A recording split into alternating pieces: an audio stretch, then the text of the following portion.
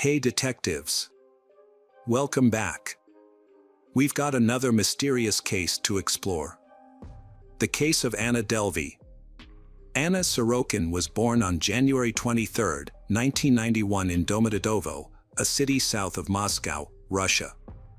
Her father was a truck driver and her mother ran a small shop. In 2007, when she was 16, Anna and her family moved to Germany. Her father became a manager of a transport company, but the company went bankrupt in 2013. He then worked in the heating and cooling industry. During this time, Anna's mother took care of the family. Anna attended a Catholic school. Anna is reserved and modest. She also had difficulty learning German. In 2010, Anna began studying at an art and design college, but Anna dropped out in 2013. At the age of 22, she moved to Paris and started a new life. In Paris, Anna interned at a French fashion magazine and began using the name Anna Delvey. She claimed that Delvey was her mother's maiden name, but it was not. In Paris, Anna attended various fashion events and social gatherings. Her parents supported Anna financially as much as they could, and Anna always reassured them that investing in her future was a wise decision. In 2016, Anna moved to New York. Thanks to her relationship with Oliver Zam, the editor-in-chief of the French magazine where she interned. Anna was a regular at high-class social events. Anna met the rich and famous at these gatherings. At these events, Anna introduced herself as Anna Delvey, a wealthy heiress from Germany. She claimed to have a fortune of 60 million euros in Swiss bank accounts. Many people are still speculating about Anna's father's true occupation. Some people thought he was a diplomat, others thought he owned an oil company, and some of Anna's acquaintances believed his work was related to the antiques trade. While in New York, Anna befriended the famous art collector Michael Suffolhang. Michael shared with her his dream of opening a private art museum. When Michael told her about his plans to attend an art exhibition in Venice, Italy, Anna expressed her desire to join him.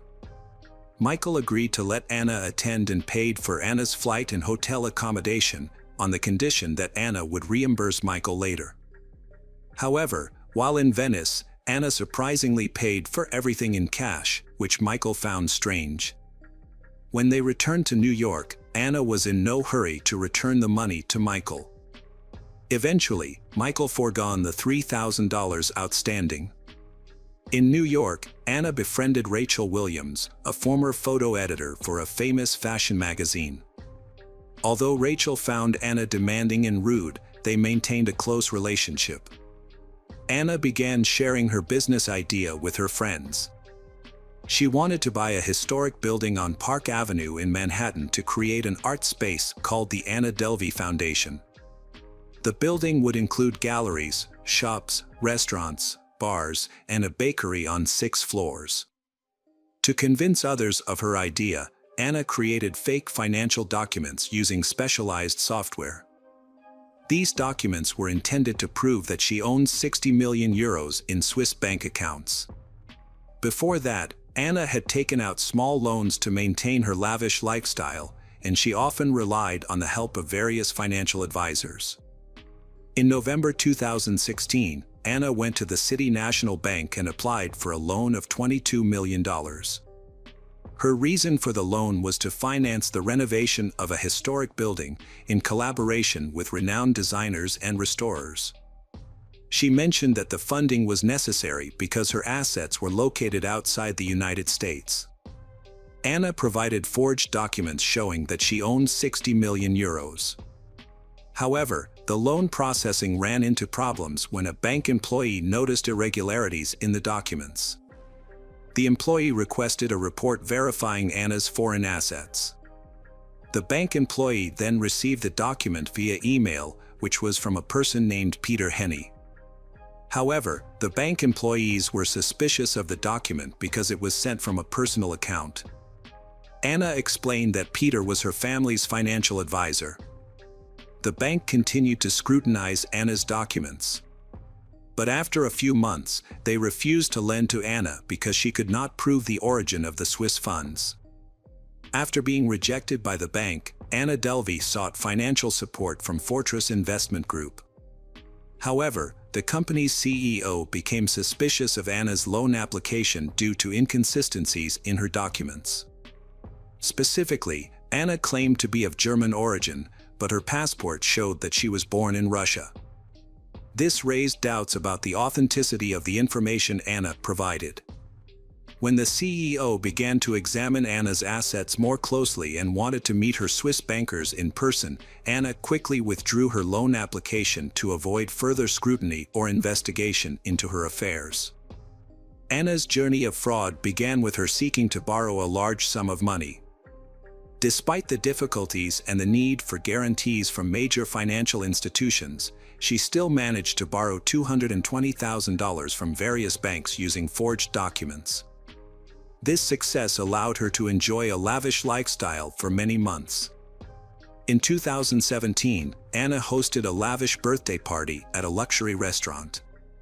However, after the party ended, the restaurant staff had to contact the guests to find Anna's contact information, as she had left without paying the bill. Anna finally resolved the issue by paying the debt in cash in February 2017. Anna also made an impression when she checked into the 11 Howard Hotel. Anna gave Neff Davis a $100 tip in exchange for information about the most upscale restaurant in Soho. Neff Davis noticed that other hotel guests often had a negative view of Anna because she often wandered around the hotel in her bathrobe. Despite this, the hotel staff were eager to serve Anna, as she was known for leaving generous tips. Anna and Neff Davis gradually developed a close relationship. Neff Davis became Anna's personal assistant. Anna paid Neff Davis's salary by inviting Neff Davis to fancy restaurants, taking Anna to high-end beauty salons and organizing luxury massages. Once, Neff Davis was invited by Anna to an exclusive party attended by famous actor McAllister. While staying at high-end hotels, Anna enjoyed many luxurious experiences. She often went to high-end beauty salons to get eyelash extensions done by top experts, costing around $400 per session. In addition, Anna also shopped for products from luxury brands and often dined at expensive restaurants. All expenses were deducted from her account at the 11 Howard Hotel. After 3 weeks of staying at the hotel management discovered that the credit card information Anna provided when checking into the room was invalid. The hotel owner demanded that Anna immediately pay the $30,000 bill. At this time, Anna was almost out of money due to her frequent spending on expensive food and services. This caused Anna's number of friends to decrease significantly, and Anna only spent time with 3 friends, Neff Davis, Casey, and Rachel. When asked about her financial situation, Anna remained silent. Once, Anna invited Neff Davis to dinner at a restaurant. After the meal, when Anna tried to pay with her bank card, her transaction was declined. She then gave the waiter 12 different credit card numbers, but none of them were accepted. Therefore, Neff Davis had to use his savings to pay the $283 bill. However, a few days later, Anna repaid Neff Davis the money, even paying back 3 times the amount owed in cash. In April 2017, Anna used forged documents to secure a $70,000 loan. She quickly used $30,000 of the money to pay off her outstanding bill at the 11 Howard Hotel. Anna Delvey planned to attend an annual investor meeting in May 2017, hoping to meet billionaire Warren Buffett. That same month, Anna invited a group of friends, including journalist Rachel Williams, fitness trainer Casey Duke, and a camera crew, on a trip to Morocco. The purpose of the trip was to film a documentary about the founding of her charity, the Anna Delvey Foundation. To stay, Anna booked a luxury villa in a 5-star hotel complex, priced at $7,000 a night.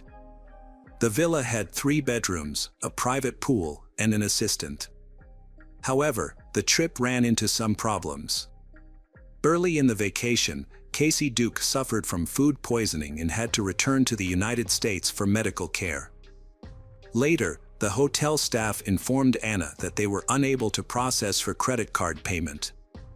When she was unable to pay, Anna convinced Rachel Williams to pay the large bill of $62,000, an amount equal to Rachel's annual income.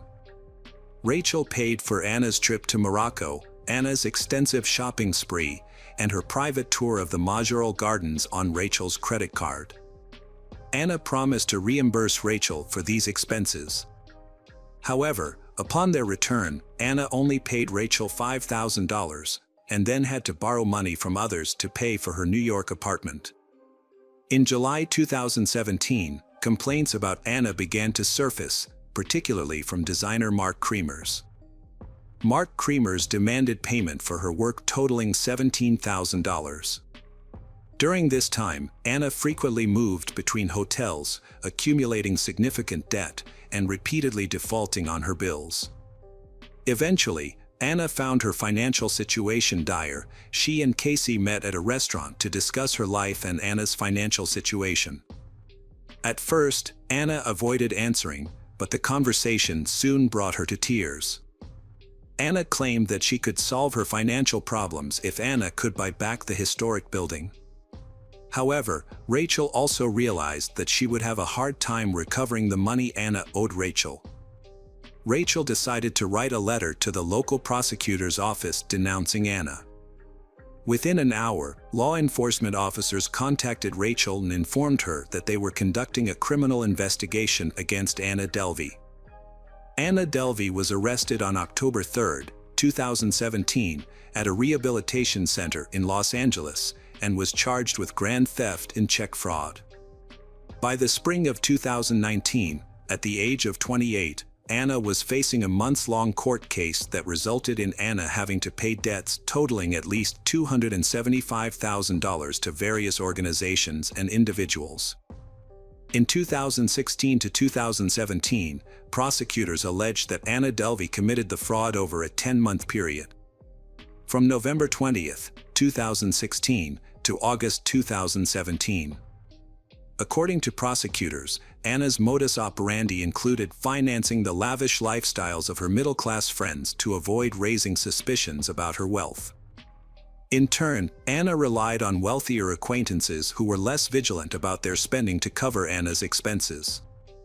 In her defense, Anna's lawyer asserted that she was confident in her future financial capabilities and that she could repay the debts Anna had incurred. During the trial, she frequently wore high-end outfits and expressed dissatisfaction with the way the press covered the trial.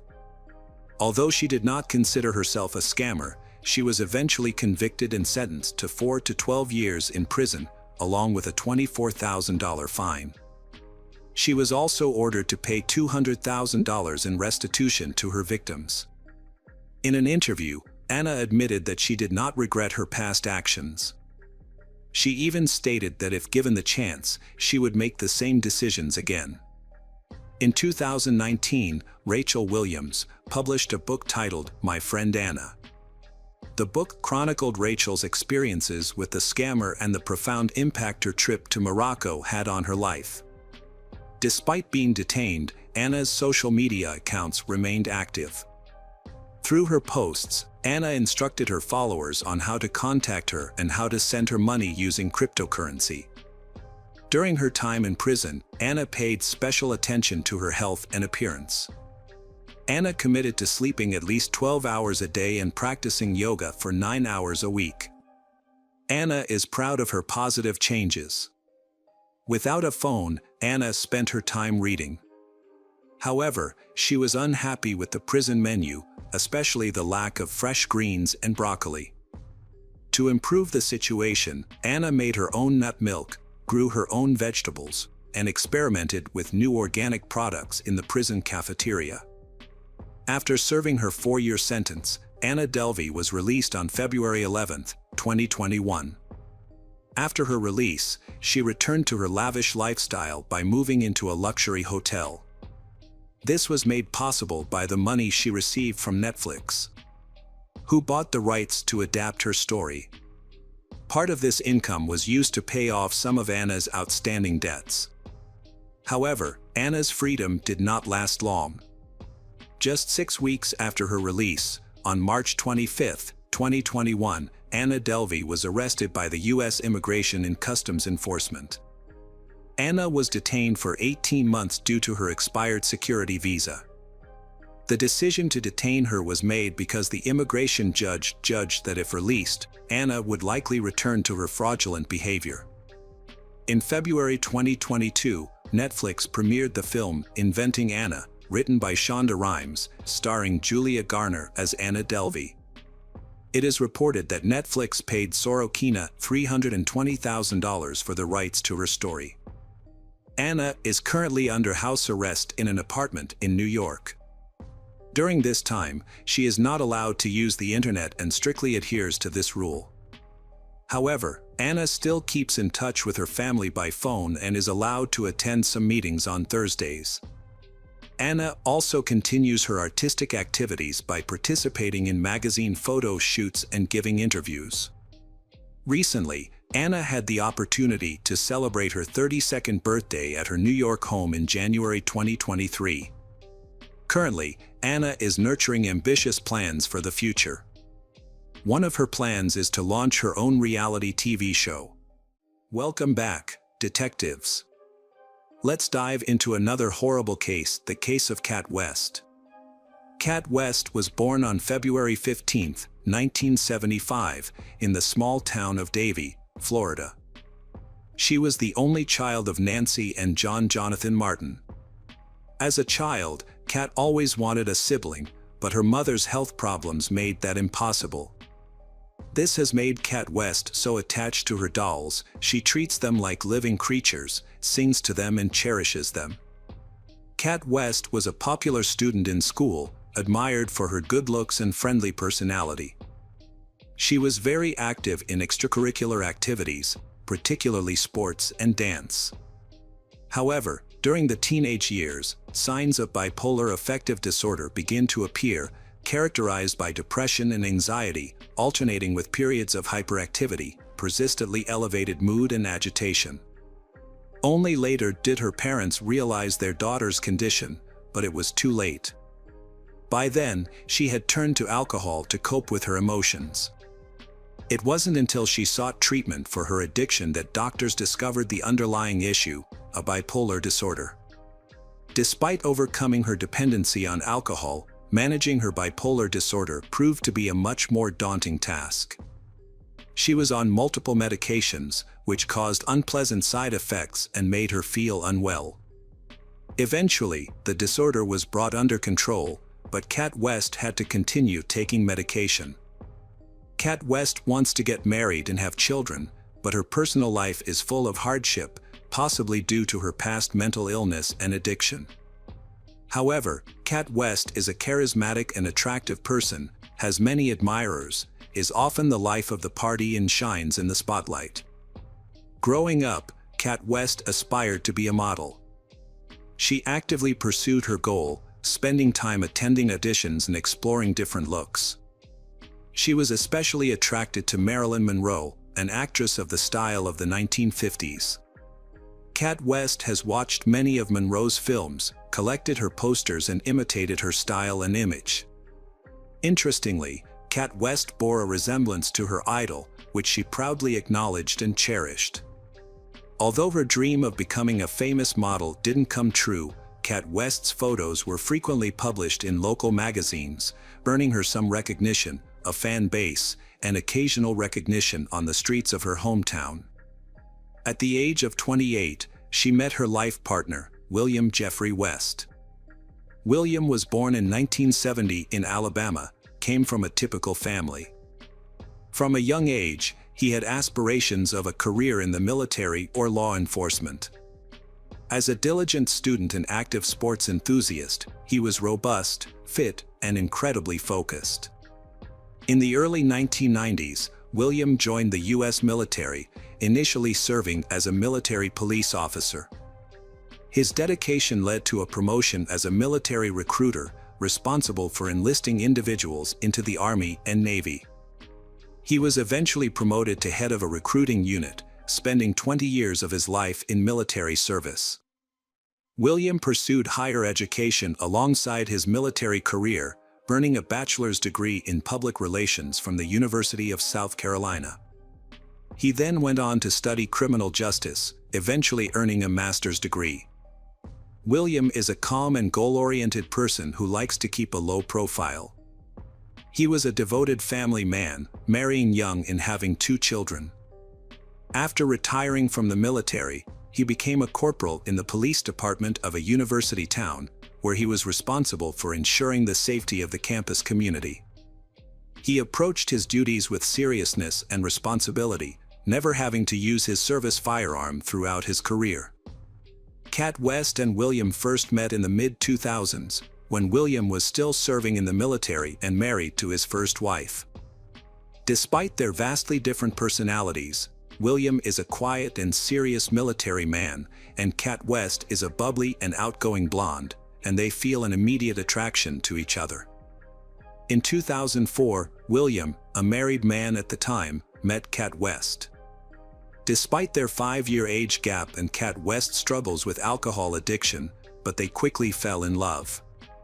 William soon filed for divorce to be with Cat West, and in less than 5 months, they got married in Las Vegas in 2005.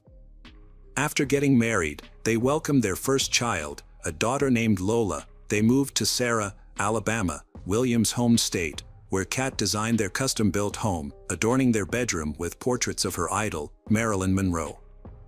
Neighbors described the Williams as a happy couple, despite their very different personalities. Cat West was known for her bold fashion sense, always striving to look stunning and attractive. She loved being the center of attention, often seeking compliments and admiring glances. In contrast, William appeared more reserved and serious, a trait likely developed during his long military career. Cat West's life is a complete contrast to her glamorous appearance and her everyday reality as a housewife. Despite her efforts to make it big in modeling, her career failed to take off after her marriage and the birth of her daughter. Focusing on creating a cozy home and raising her children became her top priorities. However, her domestic life wasn't fulfilling, and she yearned for attention and recognition. With the emergence of social media in the late 2000s, she began sharing pictures online. She was inspired by Barbie and Marilyn Monroe, but gradually became more daring and provocative. Her husband was surprisingly supportive of her new hobby, often serving as her photographer. Eventually, the hobby became a profitable business, earning her income through paid subscriptions. A typical evening found they shopping for prepared seafood, fine brandy, and absinthe from a local supermarket. They would pick out scented candles from a nearby store to set the mood for a romantic evening. Surveillance cameras caught them seemingly carefree and happy as they made their purchases, unaware of the tragedy that was about to happen. After a fun dinner and a few drinks, Cat West began transforming into her online persona, Kitty Cat. She asked Williams to take some intimate photos of her, first in lingerie and then without clothes. Williams agreed and took several revealing shots, which were later posted on Cat West's private online profile, accessible only to her fans. A romantic evening that seemed to end in a night of passion instead led to a tragic ending. The next morning, January 13th, around 5 a.m., a young neighbor of the Williams was on her way to work. Although the sun had not yet risen, it was light enough outside for her to notice something unusual as she passed the Williams house. At first, she didn't realize what it was, but as she slowed down, she saw a nearly naked woman lying motionless on the road. She also thought she saw someone standing on the doorstep of the house, but they quickly disappeared into the shadows when they noticed her approaching. During questioning, the neighbor was unable to definitively state whether she saw Cat West's attacker enter the house or flee down the street. The neighbor, who was shocked and unsure of what to do, hesitated to approach the body. After returning home, she informed her parents, and together they called emergency services to report the distressing discovery. At the operator's request, the neighbor reluctantly approached the body while waiting for help to arrive. She identified the body as Cat West and checked for a pulse, but unfortunately, there was none. Cat West's body was cold and stiff. Cat West was found lying face down on the sidewalk, wearing only a bright pink bra top. There was a pool of blood under her head. Nearby was a bottle of wormwood wine with some of the wine spilled on the road and blood stains on the bottle. A short distance away lay her smashed smartphone. Due to the quiet residential area, there were no other witnesses to the incident, which remains shrouded in mystery. Cat West's car was last seen around 8:30 p.m. and the time her body was discovered at 5 a.m. A key figure who may be able to shed some light on the events is Cat West's husband, Mr. Williams. The investigation is ongoing, with Detective Michael Melhoff being one of the first to arrive at the scene. When the detective arrived at the house where Cat West's body was found, Williams answered the door. He seemed anxious but claimed he didn't know what was going on. When asked about his wife's whereabouts, Williams said he had just woken up and couldn't find her in bed. The detective then told him that a woman's body, identified by neighbors as Cat West, had been found near the house. The man put on a jacket and followed the detective outside, where he confirmed that the body was indeed his wife. However, his reaction was surprisingly calm. He didn't show any extreme emotions, such as crying or screaming, which raised some suspicions. When questioned about his whereabouts and activities during the night, he said he had slept soundly because they had been drinking the previous evening. When asked what he thought might have happened to his wife, he simply shrugged and suggested it could have been an accident. The man also shared some information about his wife's medical history. He said she had bipolar disorder and took medication for it. He also mentioned that she struggled with alcohol and sometimes behaved erratically when she was drunk. He noted that she would occasionally jump on their backyard trampoline, but sometimes missed it and injured herself. A search of the house did not turn up any signs of a struggle or violence. However, some items in the kitchen suggested a recent gathering. 2 plates with leftover food, 2 glasses, and a half-empty brandy bottle were on the kitchen table. Under the table, police found Cat West's high heels and a pair of panties the same color as her bra lying on the floor. However, some bloody napkins in the trash and an open bottle of detergent raised suspicions. Williams claimed that on the evening in question, Cat West had been drinking heavily, which he disliked. After a photo session, he wanted to move to the bedroom for a more intimate setting. He took a short shower and returned to find Cat West still sitting at the table, drinking absinthe straight from the bottle and texting someone on her phone. Williams was angry that she ignored his requests to put away her phone, and he tried to take it from her. A minor scuffle ensued, during which he accidentally elbowed Cat West's face, causing her nose to bleed. Williams explained that the blood on the discarded napkins could have been the blood from his wife's nose that night. He stated that he took the phone from his wife and threw it out the door. Believing his wife would calm down and join him in bed, he claimed to have been unaware of what happened next until the police arrived at his door asking about Cat West. Williams speculated that his wife might have gone outside to retrieve her phone and brought the absinthe bottle with her to finish it.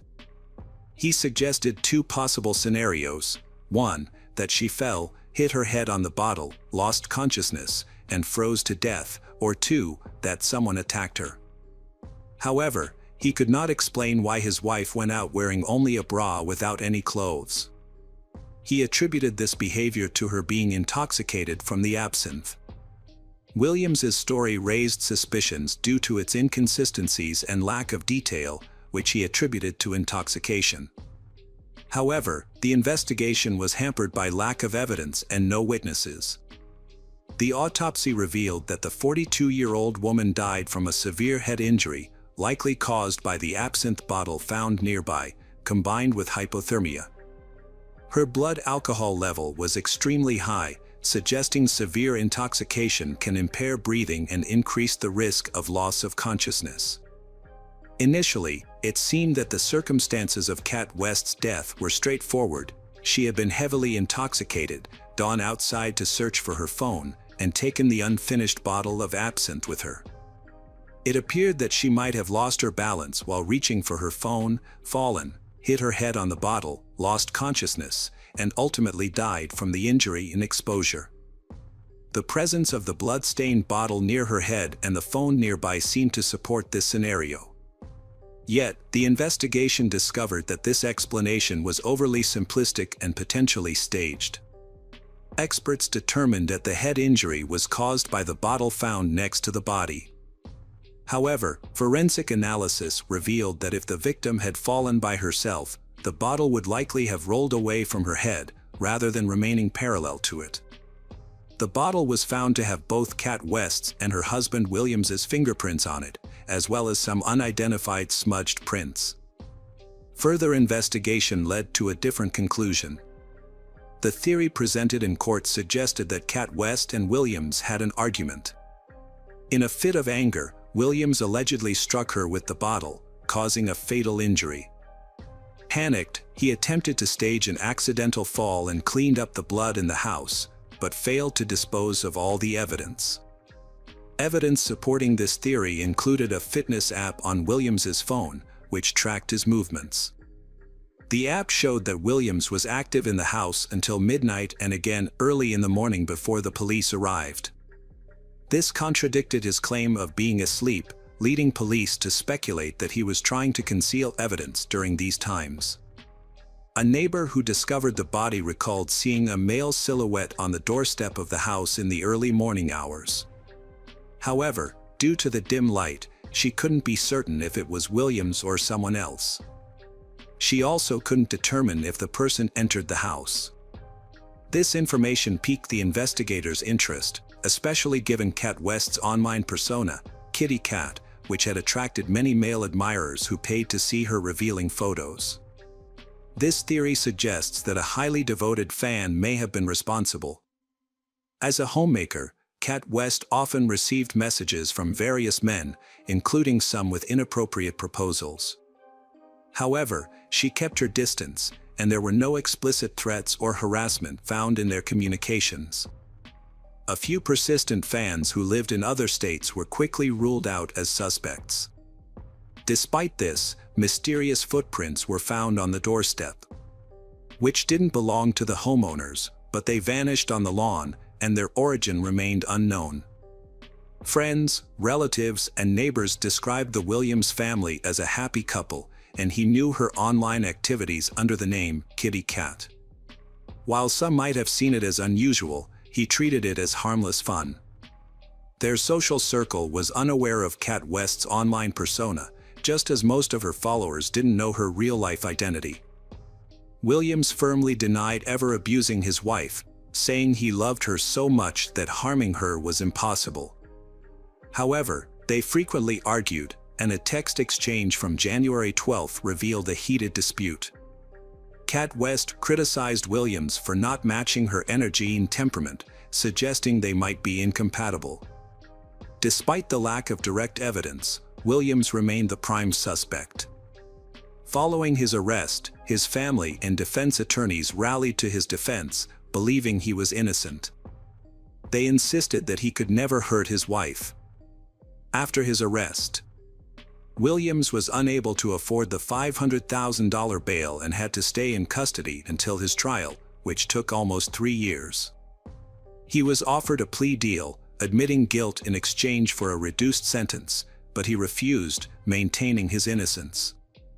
The trial, which began in November 2020, drew significant media attention. This publicity put pressure on the judges and jurors. By this time, the possibility of a third party's involvement in Kat West's death was no longer considered. The prosecution argued that all the evidence indicated that Williams was responsible for his wife Kat West's death. They believed that, fueled by jealousy and intoxicated, he hit her with a bottle, causing fatal injuries. In an attempt to cover his tracks, they suggested he staged the scene to look like an accident and removed evidence from the house. In contrast, Williams's defense team claimed that Kat West's death was an accident. They pointed out that her extremely high blood alcohol levels would have impaired her balance and coordination. Kat West's mother testified in support of Williams, describing her daughter as eccentric but stressing that Williams loved her unconditionally and would never harm her. She also appealed to the court to consider the well-being of their child, Lola, who had already lost her mother and now risked losing her father. On January 11, 2021, the jury delivered a guilty verdict for involuntary manslaughter. As a result, Williams received the maximum sentence of 13 years in prison, taking into account the time he had already served. Notably, if he had accepted the initial plea deal offered to him, he may have already been a free man by now. Unfortunately, all of Williams's appeals, led by his lawyers, have been unsuccessful thus far. Hello friends. Welcome to our channel. Today we're going to take a look at another horrible case with you. The case of Jessica Chambers. Jessica Lane Chambers was a 19-year-old woman from Cortland who had a complex and challenging upbringing. She lived with her mother near her grandmother's house, while her father and stepmother resided down the street. Despite her petite frame, Jessica had a strong and determined personality. Her family life was marked by turmoil and instability. Her father had a history of run-ins with the law, including a conviction for manufacturing methamphetamines and a DUI arrest in the early 2000s. This tumultuous environment was not unique to Jessica's family. Many of her friends and neighbors also experienced similar struggles. Tragedy struck Jessica's life at a young age. In 2006, a neighbor was shot multiple times in his yard. Jessica's own life was also marked by difficulties. She struggled with her parents, had rocky relationships with boyfriends who had trouble with the law, and occasionally engaged in violent outbursts during arguments. These behaviors intensified when she was 17, following the death of her older brother, Alan, in a car accident in 2012. After her mother disapproved of her new boyfriend, Jessica moved out of the family home for several months. Jessica's life was marked by challenges from a young age. Her father had served time in prison, but by 2014, he had turned his life around and was working as a mechanic for the local sheriff's department. Despite her own brushes with the law, including selling illicit substances and associating with local gangs, Jessica was a well-liked and respected member of her community. Her warm smile and friendly demeanor made her death all the more shocking and mysterious. When a car fire broke out in her hometown, rumors quickly spread that Jessica was involved. Her father, due to his connection to the sheriff's department, was immediately informed about the incident. He quickly relayed the news to his wife, who rushed to tell Jessica's mother. They women arrived at the hospital while Jessica was still alive. The investigation into the fire that killed Jessica initially focused on the possibility of a car accident. However, this theory was quickly dismissed due to the lack of evidence, such as skid marks or damage to the vehicle. The burned car showed no signs of impact or damage, which further ruled out the accident theory. The primary theory shifted to arson. However, the police had limited leads and insufficient evidence, which hindered the investigation. To gather more information, investigators interviewed numerous individuals who had contact with Jessica in the days leading up to her death. The list of potential suspects included Jessica's boyfriend, who was in prison at the time of the arson. However, this theory was eventually dismissed due to his alibi, as he had been living in Iowa since their breakup. Ali Alai, the owner of a local gas station, also came under suspicion, as he was one of the last people to see Jessica alive. After providing a statement, Ali was released. Another theory suggested that Jessica's association with a local gang may have led to her death. However, the gang members denied any involvement and expressed their condolences to the Chambers family. Many of the individuals questioned during the investigation had motives to lie, even if they were not directly involved in Jessica's death. The investigation appeared to be at a standstill, with no clear suspect or motive for the brutal act. Jessica's last week of life was meticulously reconstructed by investigators. It was discovered that on December 5, 2014, she drove to the M&M Minimart after receiving a phone call. There, she purchased $14 worth of gasoline and departed at 5:15 p.m. Half an hour later, at 5:45 p.m., Jessica called her mother, saying she would be home soon. At that time, she was wearing camouflage pajama pants and had her hair pulled back in a bun. Jessica made several more stops. These included visiting an unknown house and driving to a nearby town. Surveillance footage captured a man wearing a striped shirt filling a gas can with fuel. Although it's unclear where he went afterward, he did seem to be heading in the same direction as Jessica. According to her phone records, she spent 10 to 15 minutes stopped at a traffic light on Highway 2, headed toward Batesville. However, there is a significant gap in the timeline, from 6:30 p.m. to 7:32 p.m., often referred to as the mystery hour. Further investigation eventually shed some light on these missing minutes. It's believed that during this time, Jessica continued driving to her eventual destination. Her phone's GPS confirmed that at 7:30 p.m., she reached Heron Road. Unfortunately, it was on this very spot that her car would be discovered on fire. The investigation into Jessica Chambers' disappearance and death progressed slowly until December 2015, when 17 suspected gang members were arrested on unrelated charges.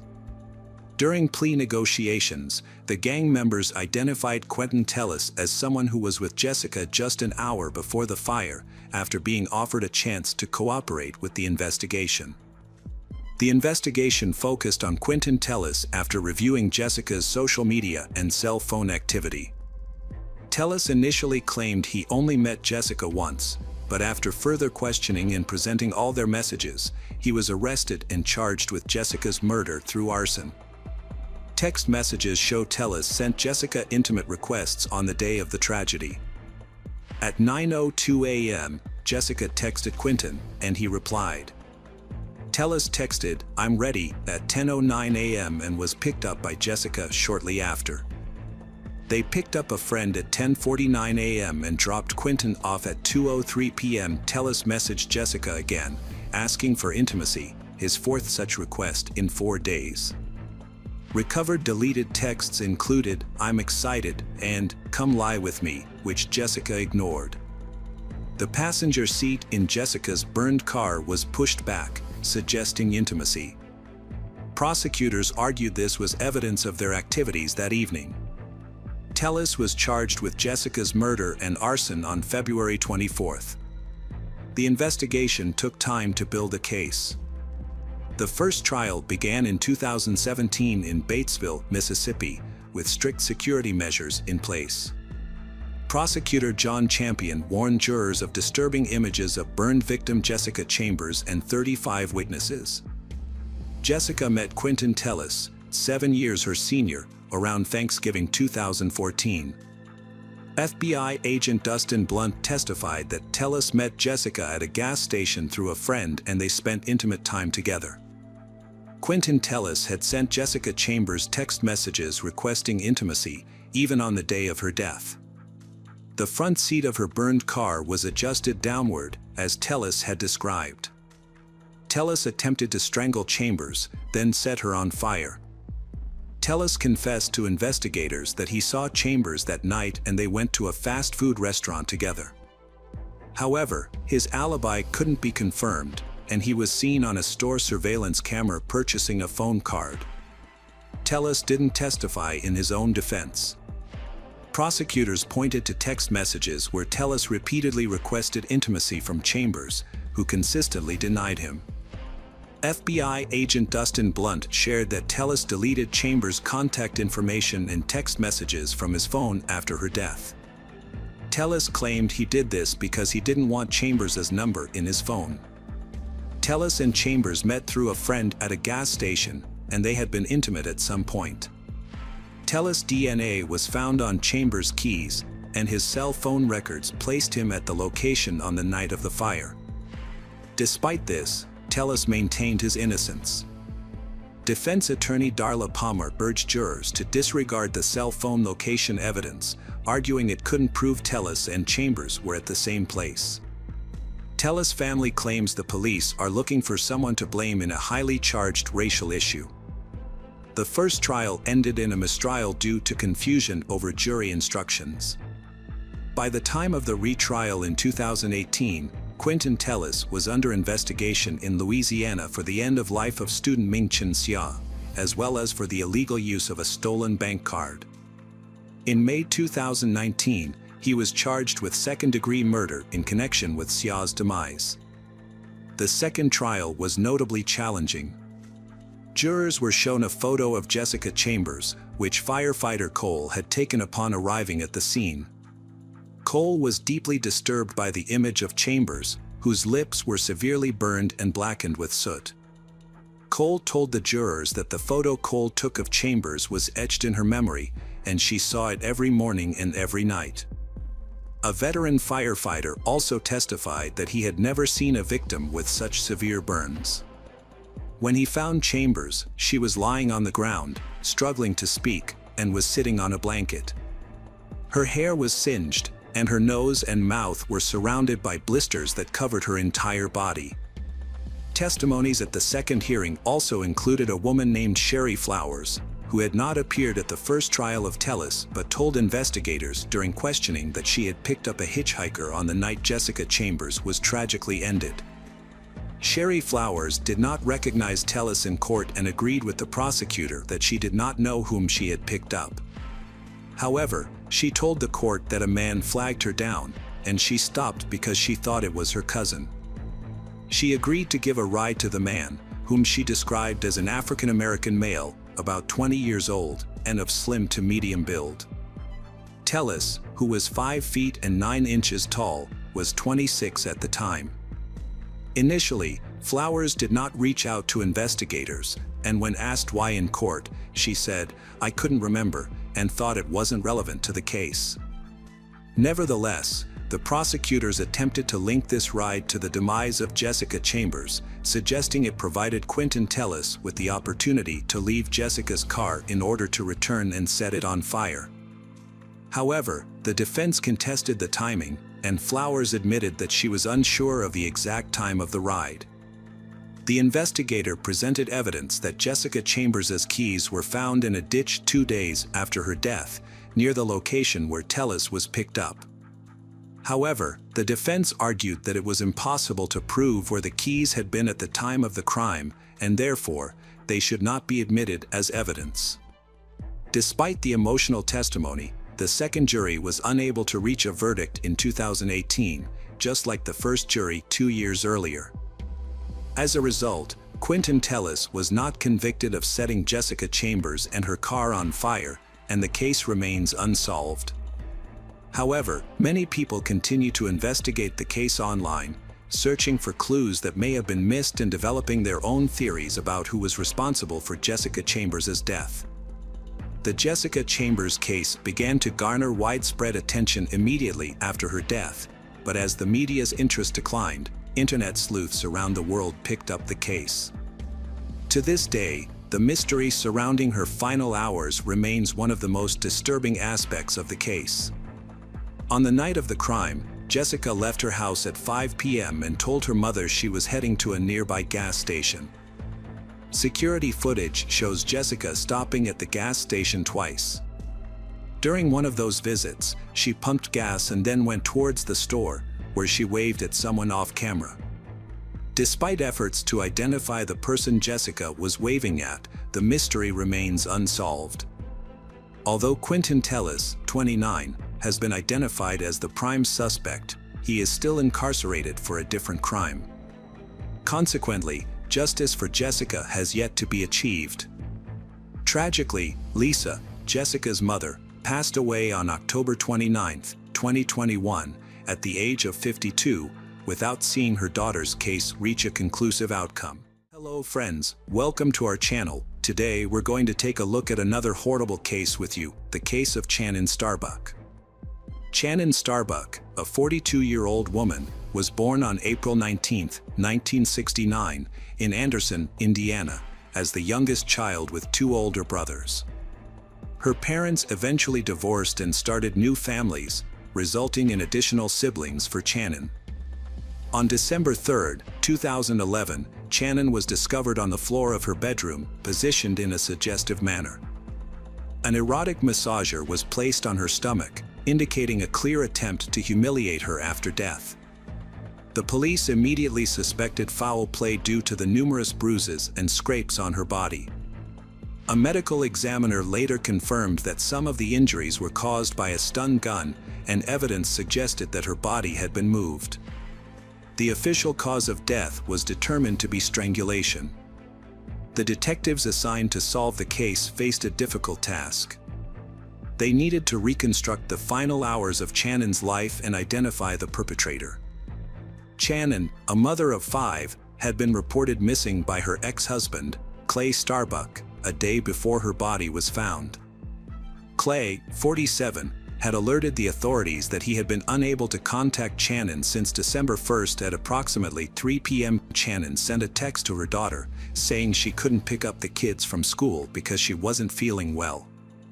She asked them to wait for their father, claiming she had already informed him of the change in plans. However, his phone was turned off, so he didn't know what was going on.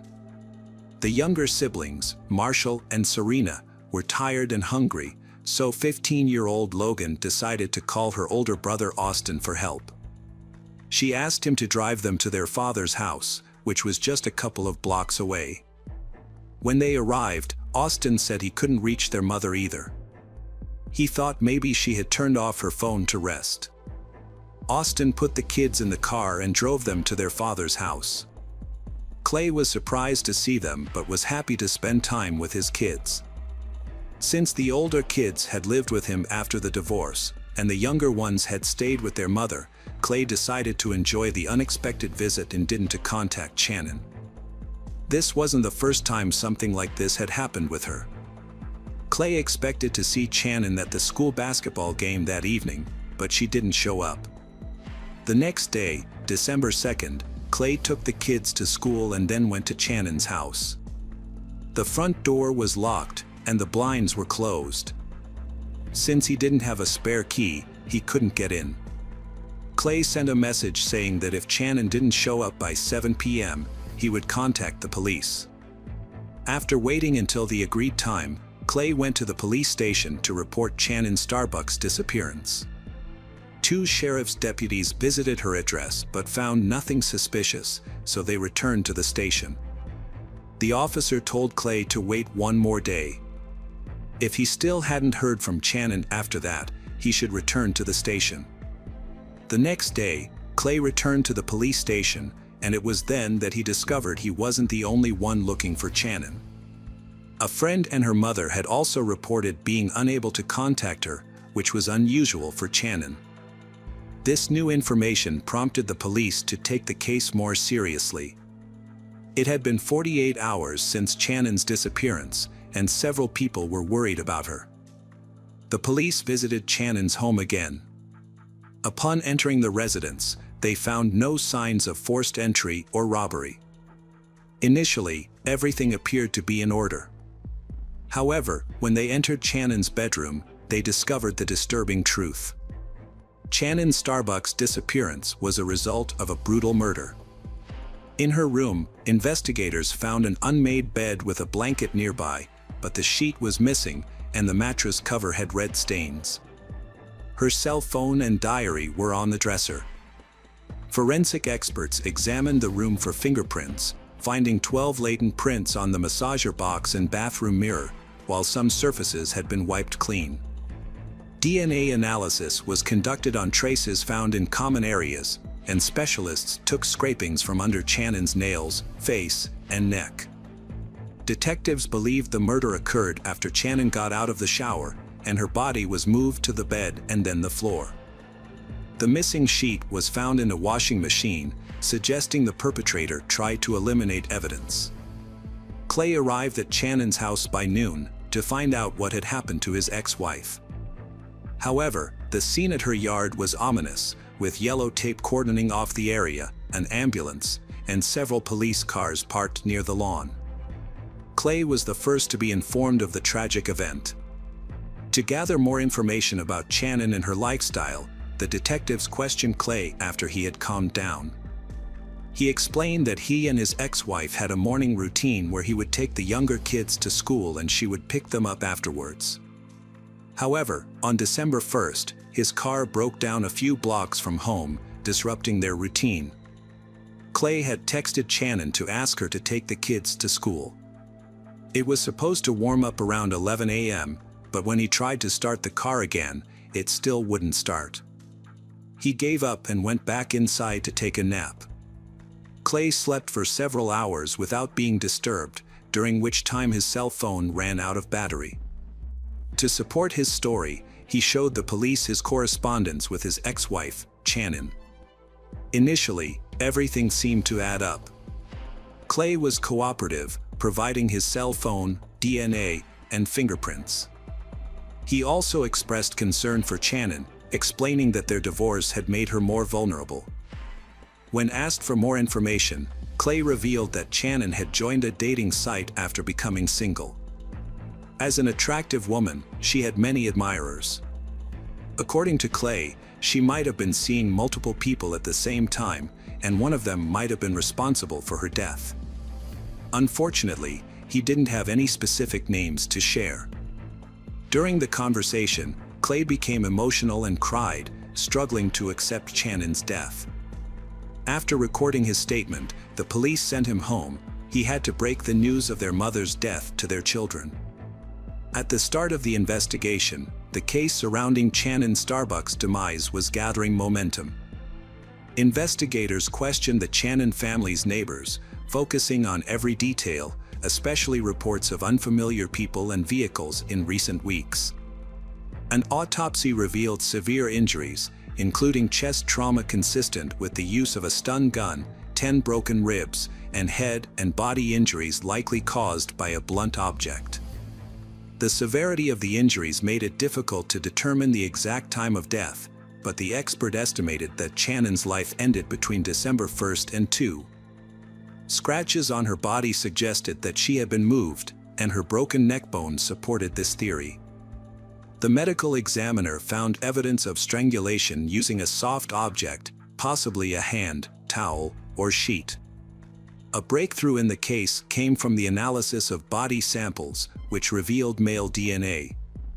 This suggested that the suspect might be one of Shannon's close male acquaintances, including her ex-husband or secret admirers. Clay Starbuck, her ex-husband, has cooperated fully with the investigation, including undergoing a medical examination to check for any injuries or harm.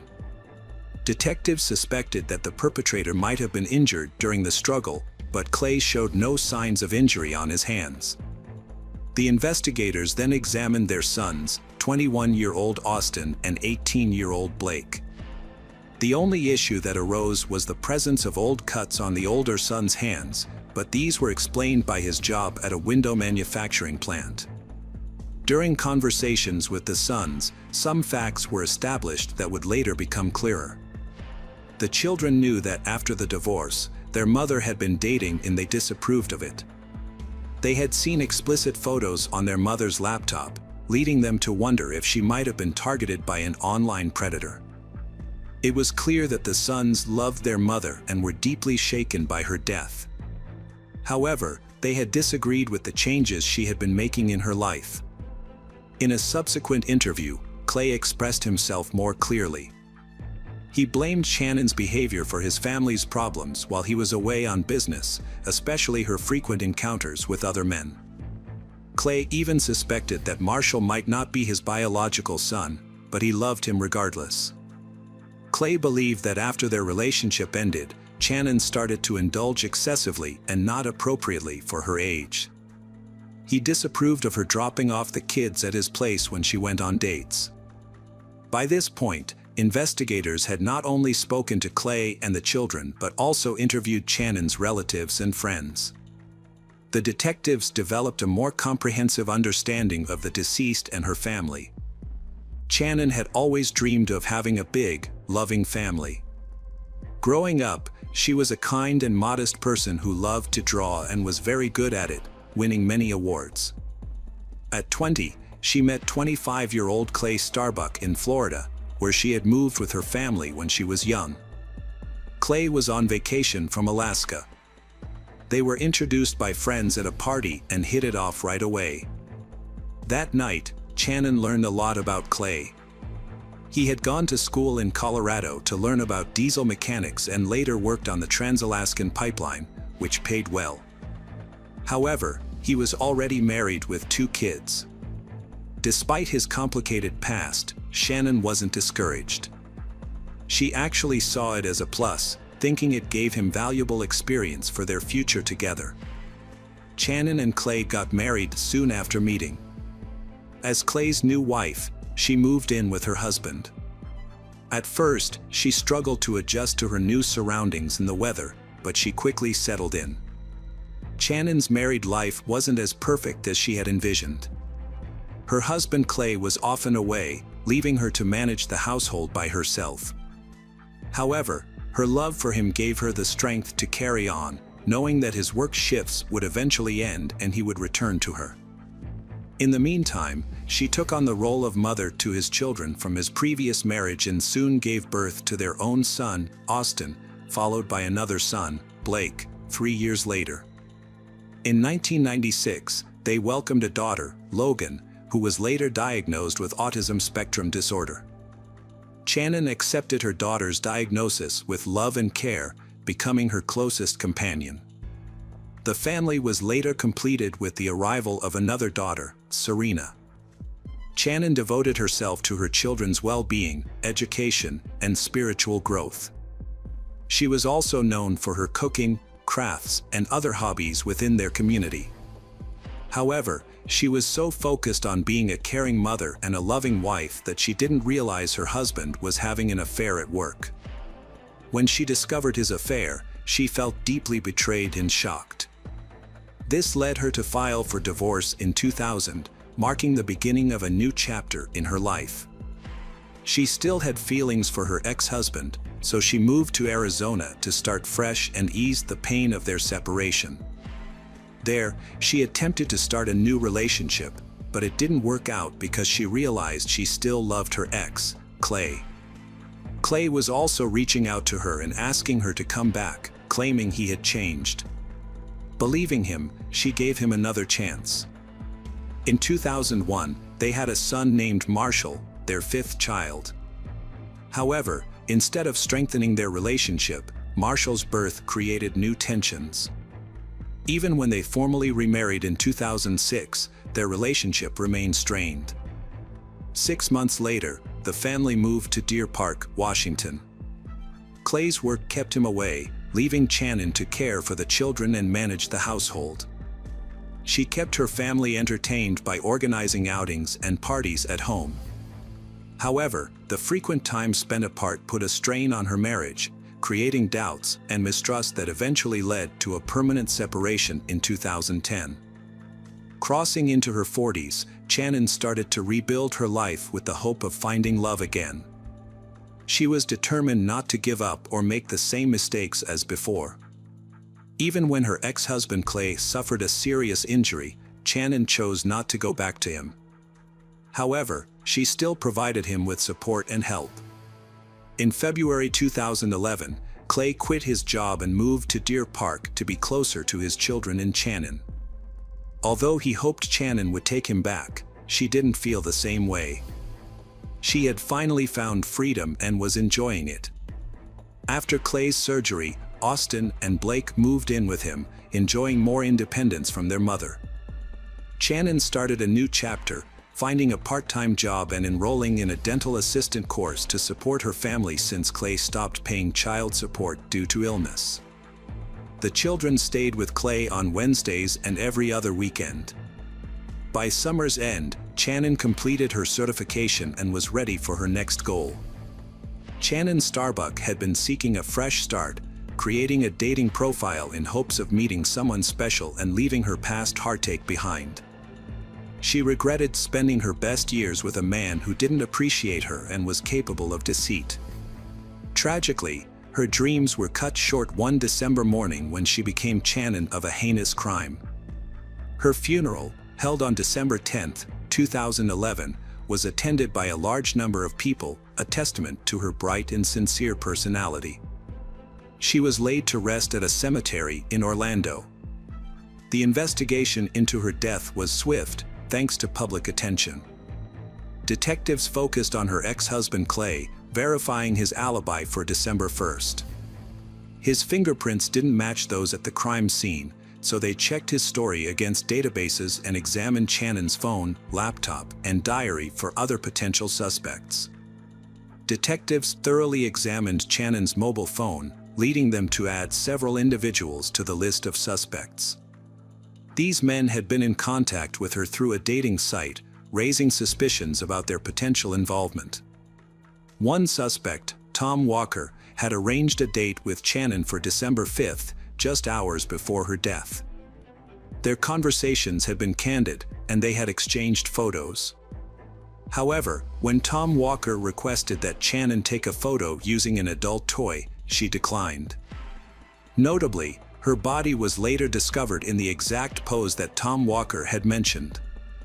Within an hour, detectives located Tom Walker, who was shocked not only by the news of Channon's death but also by being considered a suspect. He promptly provided an explanation for his activities on the day of her death, which was corroborated by his colleagues and surveillance footage. The next individual on the list was John Wilson, who had scheduled a meeting with Channon on December 1st. An examination of their correspondence revealed.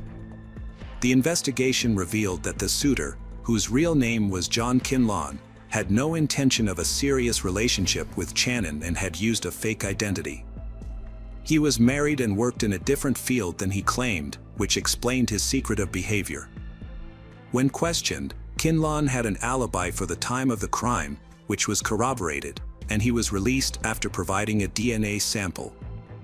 The investigation was back to square one, but a breakthrough came when detectives examined Channon's mobile phone. They discovered that a 911 call had been made from the phone on the morning of December 1st, but it had been deleted from the call log. After retrieving the call, they found it contained only the sounds of sobbing and rustling before abruptly ending. Channon's phone records revealed a failed call and 11 messages sent after her death. GPS data confirmed her phone was at home, where she was killed after dropping her kids at school. The suspect tried to mislead the investigation and was found to be close to the Channon family, even using a nickname for the youngest son. After uncovering this information, Clay's statements were examined more closely.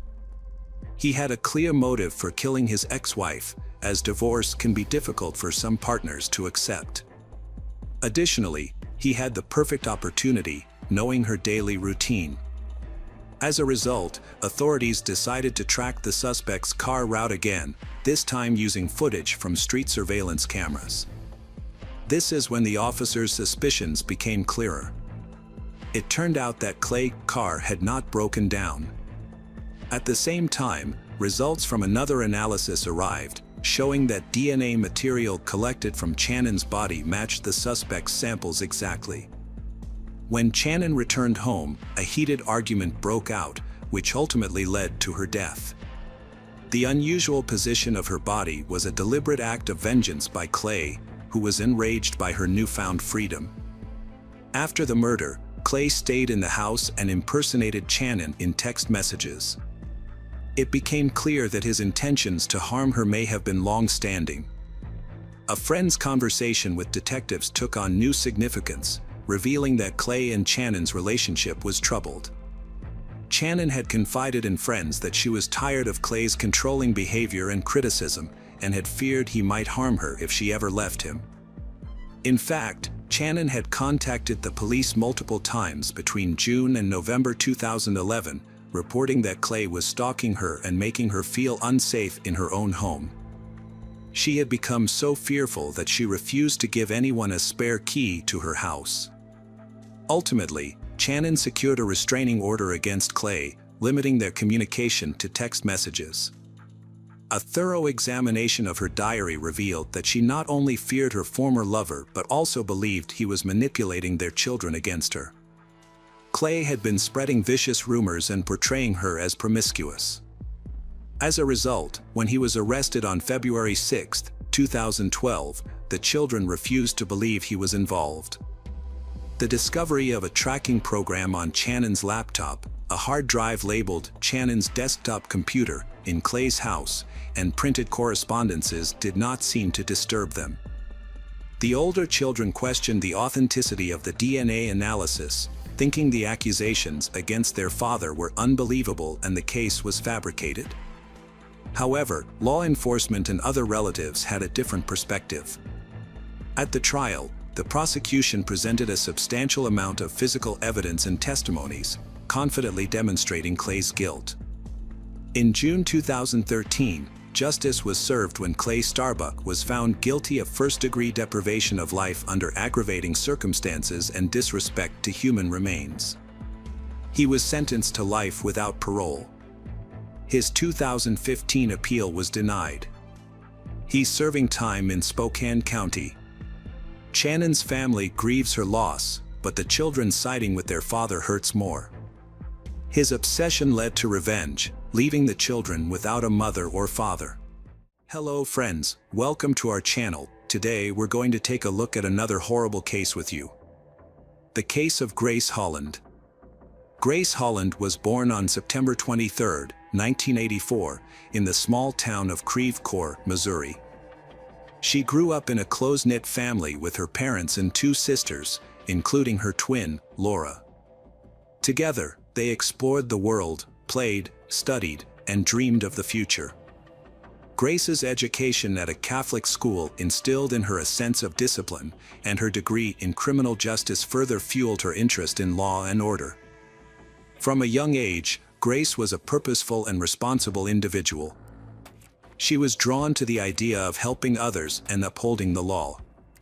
After graduating from university, Grace got married and had 4 children, who became the center of her life.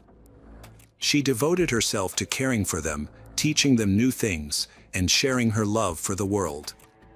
As a proud mother, Grace often shared photos of her children with those around her and cherished every moment spent with them.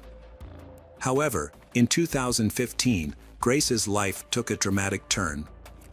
She met Robert Deas, the head of the Maryland County Fire Department. His courageous profession and heroic image immediately caught her attention. Robert and Grace were swept up in a whirlwind of emotions. He was captivated by her beauty, intelligence, and kindness, while she admired his strength, determination, and passion for helping others. However, a dark secret lurked behind Robert's impeccable reputation. His brother, David, a former St. Louis police officer, had been charged with a serious crime in 1998. Nearly 2 decades later, David passed away, leaving behind unanswered questions and secrets. David's influence had a profound impact on Robert's life and career. As a respected police officer, David had opened doors for Robert in law enforcement, helping him advance in his career. Robert also served in a fire department and held the position of deputy president at the family company, Liberty Arts Works. The company specialized in creating memorials for fallen military personnel, firefighters, and police officers. Through his work and involvement with the Backstopper organization, which supported first responders, Robert forged strong connections in his professional network. Robert had a child from his first marriage, but the relationship ultimately ended in divorce. He then married Grace, a detective from the Maryland Police, in an effort to find happiness again. This union strengthened his ties to law enforcement, and he and Grace built a life together, buying a new home and starting fresh. However, their seemingly perfect relationship soon began to unravel, revealing underlying issues. Robert's past continued to haunt him. His brother had been accused of a crime, tarnishing Robert's reputation and casting doubt on his integrity. Furthermore, cracks began to appear in his relationship with Grace. Despite their outward success, Their relationship was marked by turmoil, with periods of calm punctuated by intense arguments. According to Laura, Grace's twin sister, Robert exerted significant control over Grace's life, dictating her spending habits, social interactions, and even her relationships. Laura revealed that Grace's best friend ended their relationship after a dinner with Robert, but the reason for the breakup was unclear. This development only increased Grace's feelings of isolation from her loved ones. Grace claimed that Robert forced her to quit her job and join the family business, although there was no official record of her employment. The family alleged that Robert simply instructed the company to pay her without documenting it. During this challenging time, Grace discovered she was pregnant with Robert's child. However, instead of bringing them closer together, the pregnancy increased the tension in their relationship. Their text messages, presented at the trial, revealed their conflicting desires. Grace wanted to keep the child and repair their relationship, while Robert was ready to end things. Court documents provided by the Holland family were shocking. Robert offered to pay Grace $1,600 to have an abortion, wanting to get rid of the child. However, an unexpected event occurred in the summer of 2020 in Missouri, the tragic death of 35-year-old Grace Holland. The suspicious circumstances surrounding Grace's death have left her family and the people of St. Louis determined to investigate further. As the government remained silent, distrust of the official story grew. Grace's mother faces accusations, which only strengthens the family's resolve to uncover the truth. The investigation started slowly at first, but after a lawsuit was filed and evidence was found, the case gained momentum, crossing state lines and captivating the entire country. Public opinion demands a fair verdict. On October 29, 2021, Laura Holland, Grace's sister, posted a heartbreaking letter on the police department's Facebook page. In it, she revealed that Grace had been living in fear of her husband Robert's aggressive behavior and had sought help from the Maryland Fire Department on June 24, 2020. Grace had secretly recorded one of their arguments, which later became evidence of their abusive relationship. On the recording, Robert can be heard insulting Grace, saying he didn't want to be with her. Robert was furious with Grace, accusing her of being lazy while he worked hard. In an attempt to calm him down, Grace confessed her love for him, but this only made Robert angrier. He eventually left her, leaving Grace alone with feelings of bitter loneliness and deep emotional pain. However, the situation seemed to have taken a turn for the better by July 21. At around 10 p.m., Robert and Grace took a photo together, lying on their bed in their new home. Both of them were smiling, and it seemed like they were trying to put their argument behind them. But this moment of peace was short-lived. 2 days later, on July 23, 2020, at 11:53 p.m., Robert called the emergency services, sobbing uncontrollably as he reported that his fiancée had shot herself. Paramedics rushed into the house to find Grace lifeless on the floor. The cause of her death was determined to be a gunshot wound to the head, resulting in instant death. However, the results of the autopsy, released on September 17, 2020, revealed a surprising level of detail. According to the report, the bullet that killed Grace was fired from a gun she was holding in her right hand. The bullet pierced her left temple, deviated from the center line to the right, and lodged in the occipital lobe of her skull. The unusual trajectory of the bullet raised questions among experts about the official story. The Holland family stated that the detective spoke briefly with Robert at the crime scene. Robert reportedly told the police that Grace was struggling with depression following a recent miscarriage, their second. He claimed that he was in the living room when Grace emerged from the bedroom to hug him, but soon returned to the bedroom. He said he heard a shot and found Grace in the bedroom with a gun and blood under her head. The detective submitted a report to the medical examiner at 7:25 a.m. However, the Holland family disputed this, claiming that Robert visited the police station with his lawyer on the same day. Robert gave a written statement that contradicted the report. In his new version of events, Robert stated that he and Grace were in the bedroom together before she left for work. According to Robert, Grace returned to hug him, brought her face close to his, said goodbye, and then a shot occurred. A published press release on January 31, 2024, raised questions about a missing recording of an interview between Robert and a detective from the police department during the investigation. Jeffrey Hartman, the police chief, confirmed the existence of the video interview to a TV channel in 2021. Hartman reported that an error in the department's recording system led to the deletion of the record, leaving many questions unanswered. The police investigated Grace's death on August 4, 2020, and suggested she had been depressed, implying her death was expected. Analyzing Robert's phone data, detectives concluded it was a suicide based on forensic results. However, the Holland family doubted the police's findings and hired a private detective, believing Robert was responsible for her death. Laura, Grace's sister, shared her concerns about the investigation online, detailing the evidence and facts that suggested the police had gotten it wrong. The Holland family expressed their disappointment and frustration with the police, who had never considered Robert a suspect despite the numerous clues pointing to his involvement. The family also criticized the investigators for not conducting thorough tests, such as checking Robert's and Grace's hands for gunpowder residue and examining Robert's clothes for evidence. Furthermore, the police department had lost several crucial videos that could have shed light on Robert's role in the incident. The Holland family expressed concerns about potential police bias against Robert, citing his unusual behavior after Grace's death. Robert showed no concern for Grace's well-being. The family also pointed out that Robert knew some people involved in the investigation, which they believed may have influenced the case. The family claimed that obvious signs of domestic violence were ignored. After their requests for a more thorough investigation were met with no response, the Hollands took their case to court in 2023. They filed a lawsuit against Robert, accusing him of physical abuse and suggesting that he was either directly responsible for Grace's death.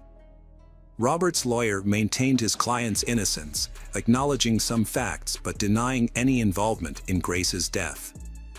He suggested that the family's emotional distress may have led them to misinterpret events and wrongly accuse Robert. In December 2023, Hartman of the police department requested that the St. Louis County Police Department review the case of Grace. The county police department agreed to review the case and began examining the details in January 2024. During this time, police officers visited the home of Robert to provide medical assistance to his new girlfriend, Dr. Sarah Sweeney. The incident is being treated as a sudden death, but the exact cause is still under investigation. Detectives are waiting for the results of a toxicology report, which may take 4 to 6 weeks to complete. Dr. Sweeney had previously spoken about her struggles with serious illnesses, including bone disease and allergies, for which she was hospitalized in 2021. Her condition could have led to severe allergic reactions, including life-threatening anaphylactic shock, if left untreated. However, her family reported that she always carried an adrenaline shot to manage her allergies and kept her condition under control. They are choosing to wait for the official autopsy results before drawing any conclusions. Robert remains a suspect in the eyes of the law, despite not being charged in connection with the deaths of Holland and Sweeney. The outcome of the Sweeney autopsy may significantly impact the investigation into Grace Holland's death. Following a thorough re-examination, the St. Louis County Police have ruled out the possibility that Grace took her own life. The investigation's findings were submitted to the prosecutor's office in early December, and the case is currently being treated as a death by negligence. The case remains open, and the prosecutor's office may take further action once all the facts are known. Police Chief Jeffrey Hartman has reaffirmed the department's initial conclusion, despite growing doubts and public scrutiny. Meanwhile, the families of Holland and Sweeney continue to push for the release of autopsy and toxicology results, seeking clarity on whether Grace Holland's death was a tragic accident or if there are underlying circumstances that have yet to be uncovered. Hello friends, welcome to our channel. Today we're going to take a look at another horrible case with you.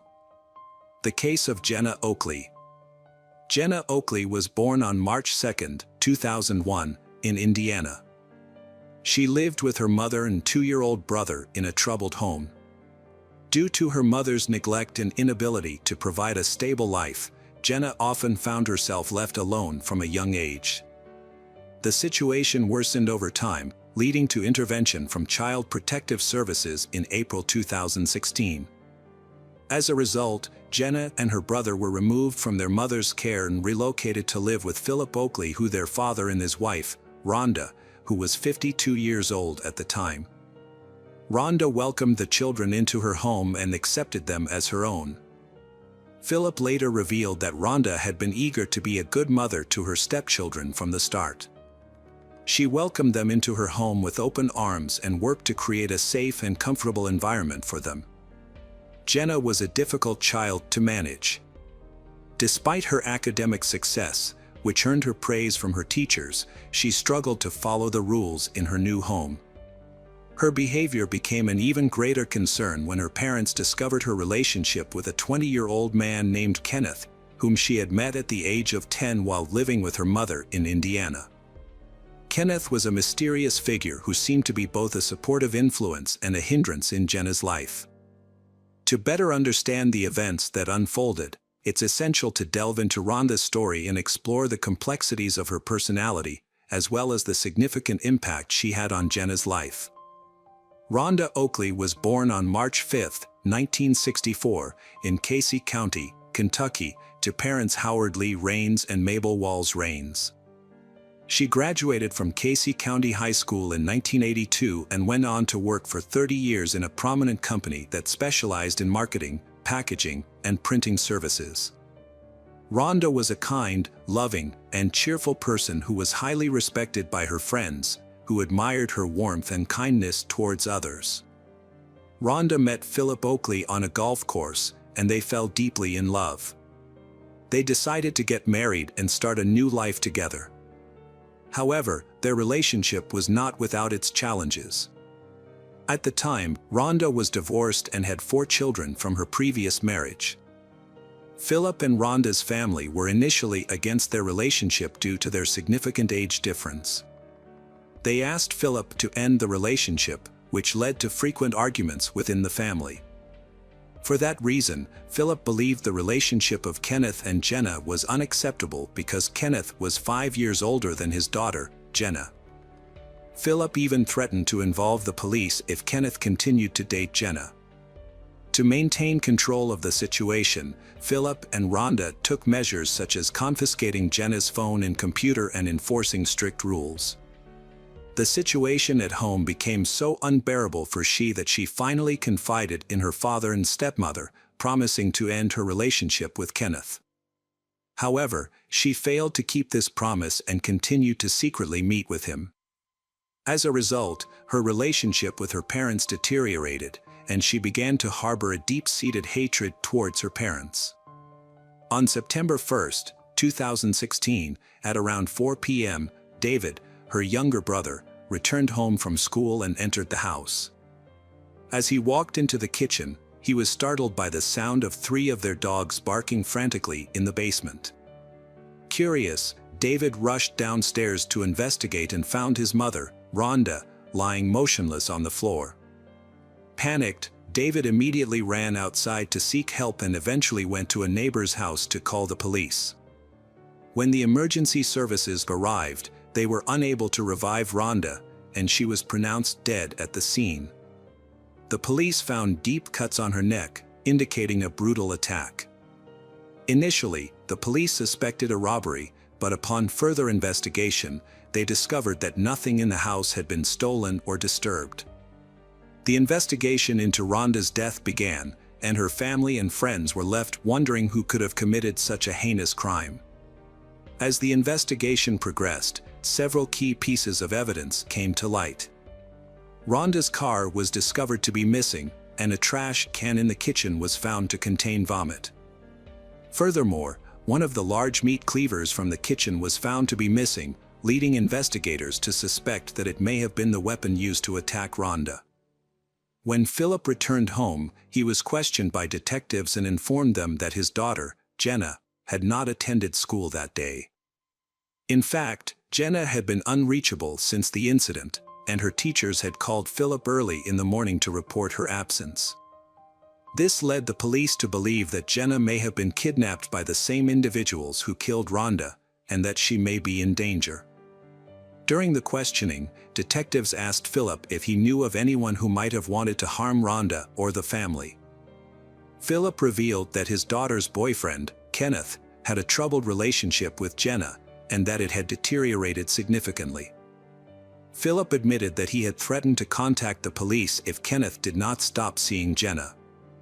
Philip suspected that his daughter had been dishonest with him and that she and Kenneth had never intended to break up or follow the rules.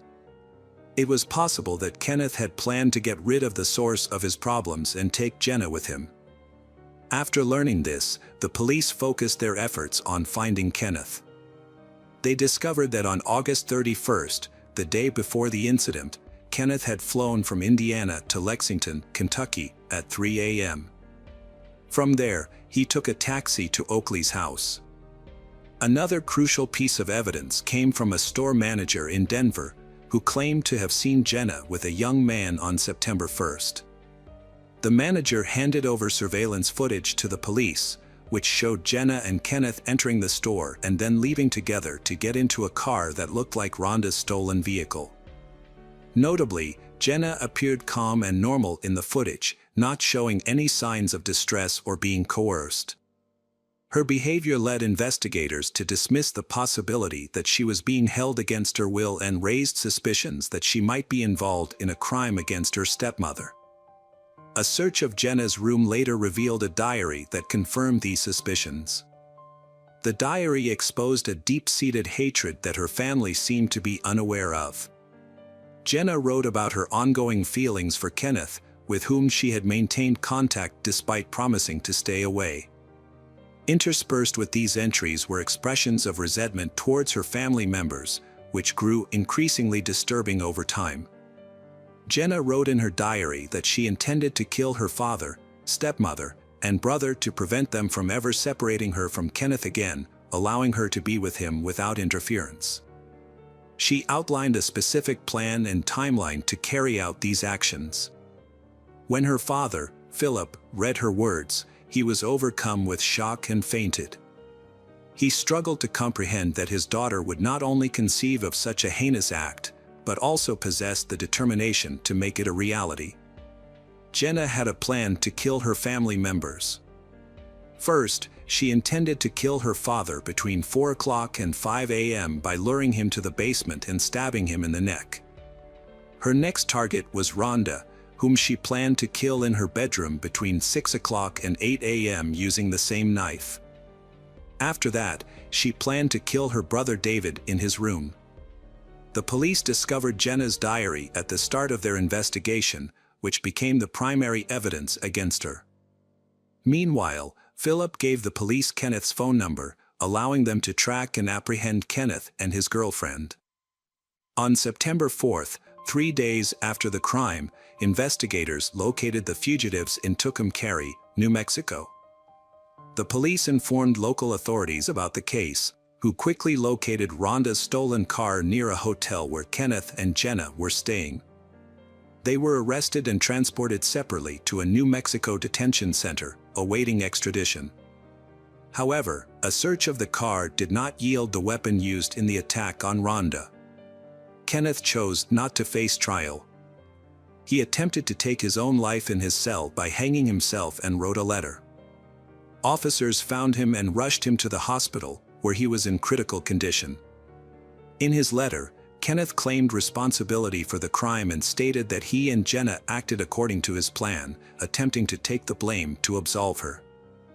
The authorities kept Kenneth's attempt on his own life and his confession from Jenna for a time, deciding it was best she didn't know while being transported to Kentucky. They wanted her to give her own testimony without being influenced by Kenneth's actions. Upon arriving in Kentucky, Jenna also confessed to the crime, providing the police with a detailed account of her actions. According to Jenna, on the day before the crime, Kenneth visited her at her house. They met early in the morning, which is why Jenna didn't attend school that day. They spent the entire day together. Rhonda arrived home around 3 p.m. and encountered Kenneth in the basement. This encounter sparked an argument between Rhonda and Jenna, which eventually turned violent.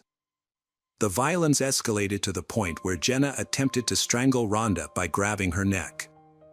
Kenneth then intervened, taking over from Jenna. He grasped Rhonda's throat with such force that she soon lost consciousness and fell to the floor. Once Rhonda was unconscious, Jenna took a kitchen knife and inflicted fatal wounds on her neck, leading to her death. Witnessing the scene caused Kenneth to become ill, and he vomited into a trash can. When questioned by the police about the knife used in the crime, Jenna stated that she and Kenneth had disposed of it during their escape. They had wrapped the knife in a bag and thrown it away at a fast food restaurant. Jenna provided this testimony while Kenneth was still in serious condition at the hospital. He was charged with first-degree murder but was unable to stand trial due to his self-inflicted injuries. After 6 weeks on life support, he passed away. In October 2019, Jenna was formally charged with her stepmother's death. The charges alleged she either caused the death or collaborated with someone else. She also faced a theft charge. Jenna was held without bail at a juvenile detention center. Her father, Philip, stated he didn't care that she was his daughter and felt she didn't deserve his protection after the incident. He hoped Jenna would receive the punishment she deserved. Jenna wasn't informed of Kenneth's death until a court hearing, where she fainted upon learning the news.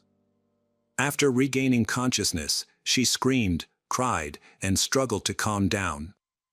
In January 2019, Jenna pleaded guilty to first-degree manslaughter and expressed regret for her actions in court the following month. She expressed remorse for the pain, anger, and disappointment she caused.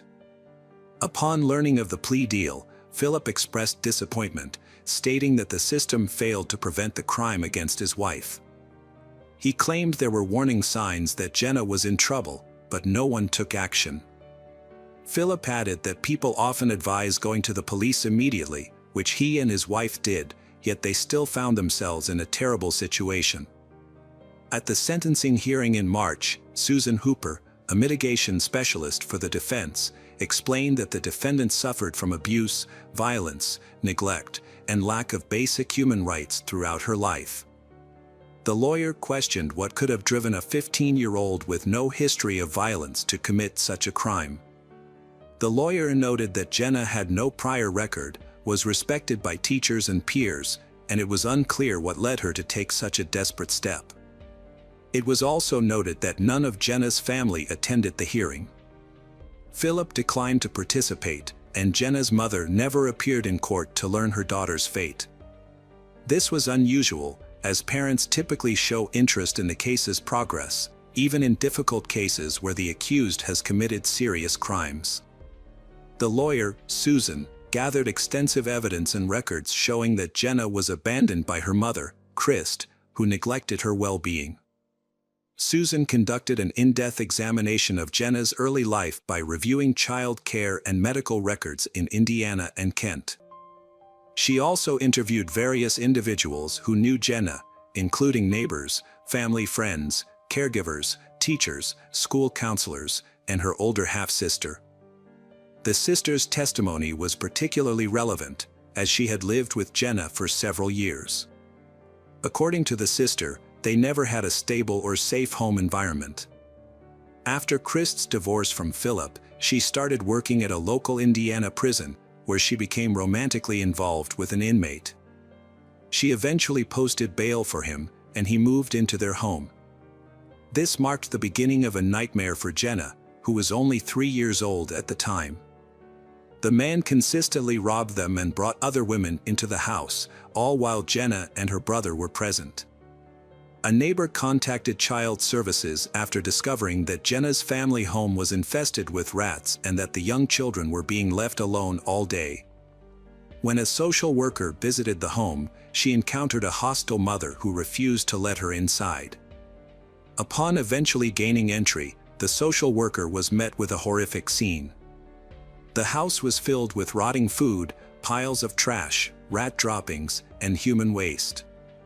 The kitchen was overrun with unwashed dishes, covered in mold and infested with rodents and insects, including a large number of cockroaches and fleas. The children were living in deplorable conditions, with no regard for their safety. They had unrestricted access to medications and other hazardous substances, further endangering their well-being. Despite efforts to improve their situation, relocating Jenna and her younger brother to live with their father in Kentucky did not alleviate their problems.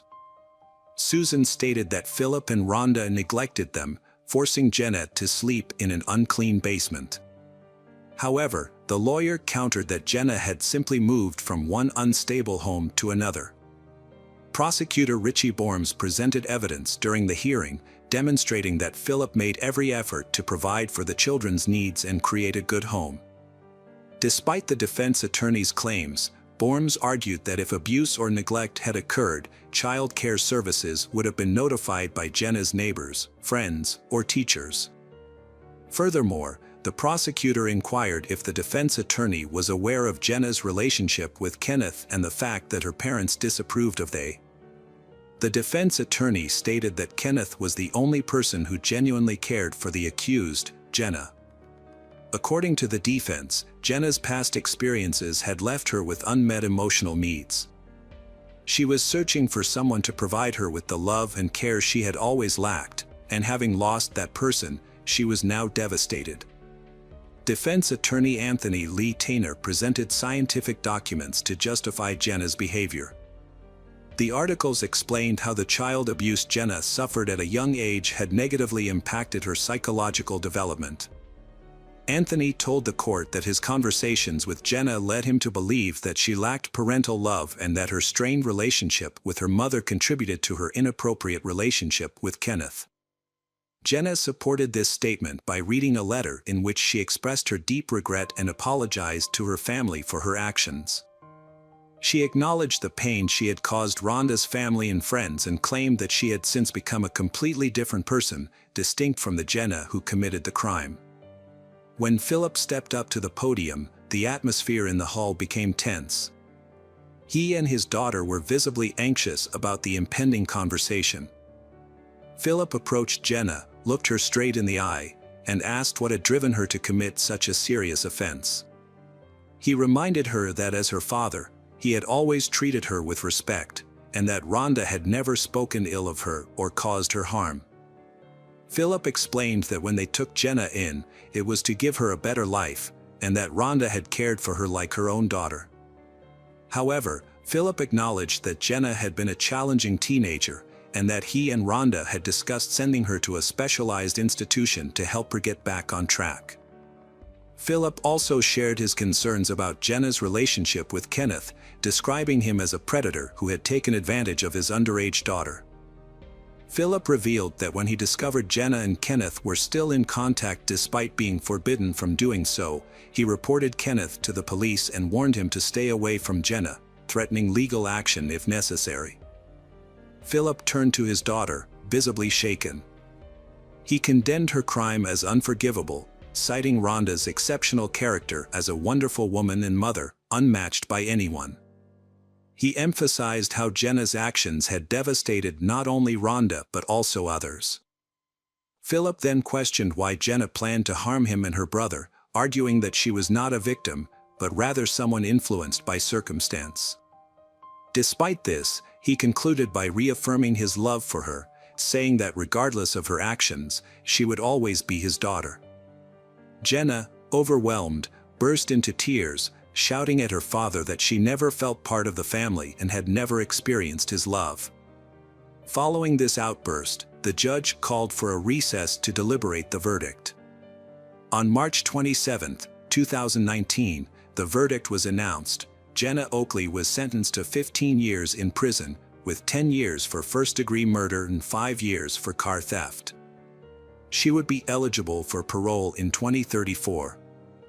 This case served as a reminder that justice, though sometimes delayed, ultimately prevails, and those who commit heinous crimes will face their due punishment. Hello friends, welcome to our channel. Today we're going to take a look at another horrible case with you. The case of Ana Rosa Barrera. Ana Rosa Barrera, a 40-year-old woman. She lived in a commune in the Santa Maria department, near Córdoba City, in the province of Córdoba, Argentina. People close to her described Ana Rosa as a courageous and adventurous person who was not afraid to start over and move forward with determination. Reports indicate that Ana Rosa lived in a tent for 4 years, although the reasons for this are unclear. She worked at the Secretariat for Children, Adolescents, and Families in Córdoba, a job she truly enjoyed. Additionally, she and her partner, Marcelo Fabio Ferretto, ran an upholstery workshop together. They met when Ana Rosa started working for Marcelo's business. By 2017, Ana Rosa and Marcelo had been in a 10-year relationship. They shared a common interest in Reiki, a practice that involves using the palms to promote physical, mental, and spiritual well-being. Despite this common point, they still have problems in the relationship. Ana Rosa and Marcelo each have 4 children from previous relationships. As for Ana Rosa's family, her parents, brothers, and sisters reside in Córdoba. About Marcelo, he was a wallpaper maker with a workshop near their home. People close to they described Marcelo as a jealous and controlling person, which annoyed Ana Rosa. On Sunday, May 28, they visited relatives in Villa Lend, but the trip was marred by a heated argument sparked by Marcelo checking Ana Rosa's phone. The argument continued at their home, with neighbors hearing them shout and insult each other until the early hours of Monday morning. Later that day, Marcelo reported Ana Rosa missing to the police, although the exact timing of the report is disputed in media accounts. Most reports agree that Marcelo filed the report at the 18th police station on Tuesday, May 30th. According to Marcelo, claimed to have woken up at 6 a.m. on Monday to find Ana Rosa already gone, which he thought was unusual since she typically got up early to feed their dogs before leaving the house. He repeated this account to both the police and the media. Marcelo said he last saw Ana Rosa on Sunday night and then Monday night before going to bed. According to some sources, Marcelo realized something was wrong when Ana Rosa's colleagues called him, wondering about her absence. They knew she would never miss work without a good reason. Marcelo recounted the events leading up to her disappearance, saying that on Monday, he came across Ana Rosa's white Chevrolet while running an errand at the local pharmacy. Not long after, police discovered an abandoned car on Rainier Avenue outside a beauty salon in the Santa Isabel neighborhood.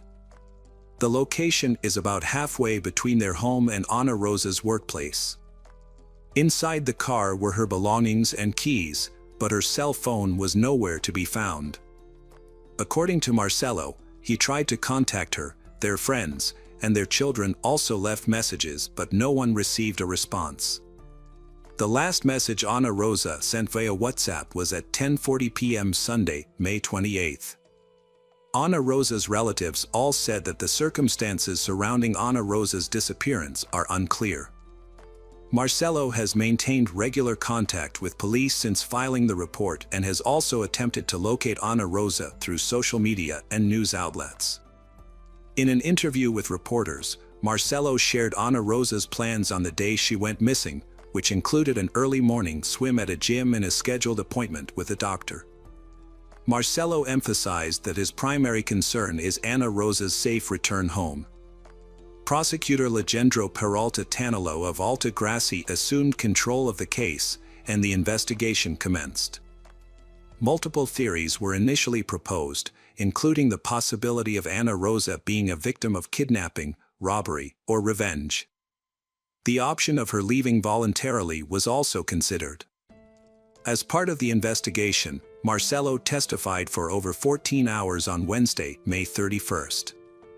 However, his statements became increasingly inconsistent, raising suspicions among investigators. Marcello's claims raised suspicions among detectives due to inconsistencies and shifting demeanor. Initially, he was confident and gave frequent interviews, but later emphasized his innocence, providing unsolicited details and justifying himself by discussing his relationship with Ana Rosa. As time passed, Ana Rosa's loved ones became increasingly desperate due to the lack of progress in the search. Meanwhile, the investigative authorities persisted in their efforts to solve the case. The prosecutor leading the investigation was convinced that Marcello was withholding information and urged the investigators to scrutinize him more thoroughly. On Friday, June 2nd, during another meeting with police officers, Marcello's demeanor shifted. He became more composed. However, when detectives showed him data from cell phone towers that contradicted his alibi, Marcello became dismayed and ultimately revealed the truth. He admitted to killing Ana Rosa, running her over, and then dismembering her body to get rid of the evidence.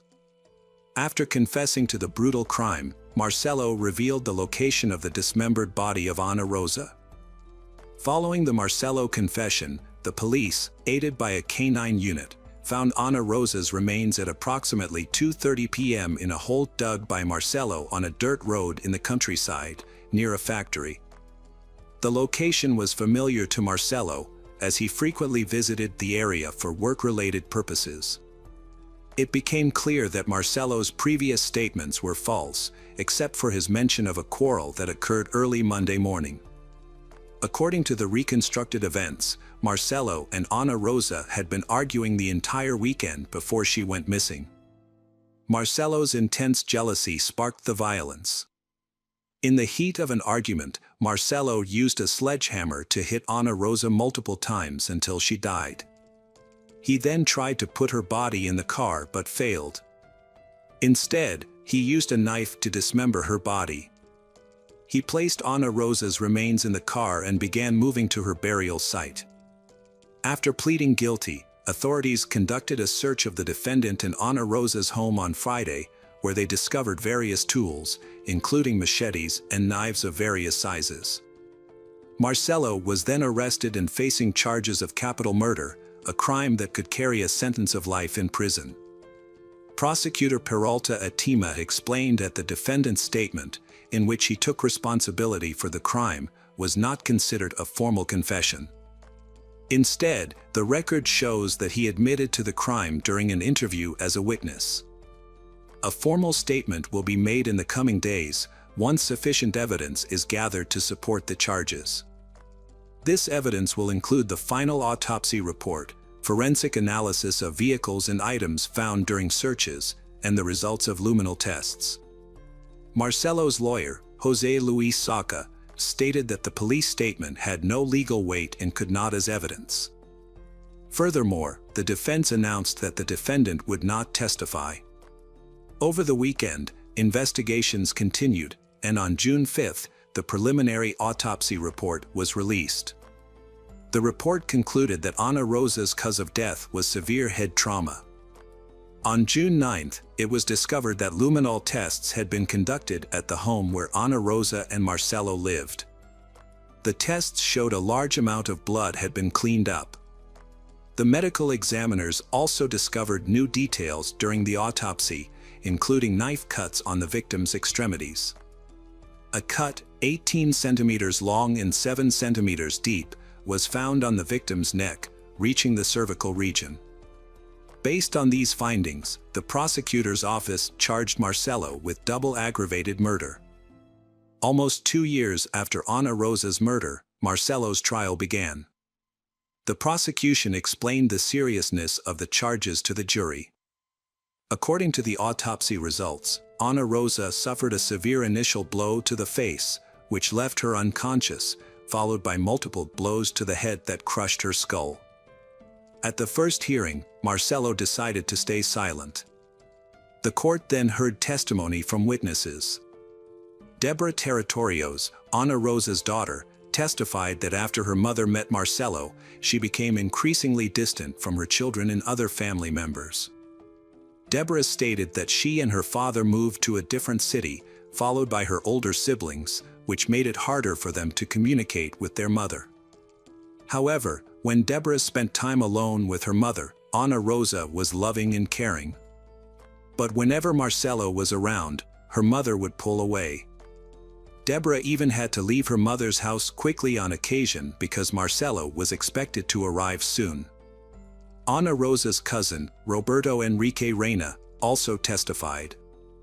He witnessed their argument on May 28, 2017, which started at his house.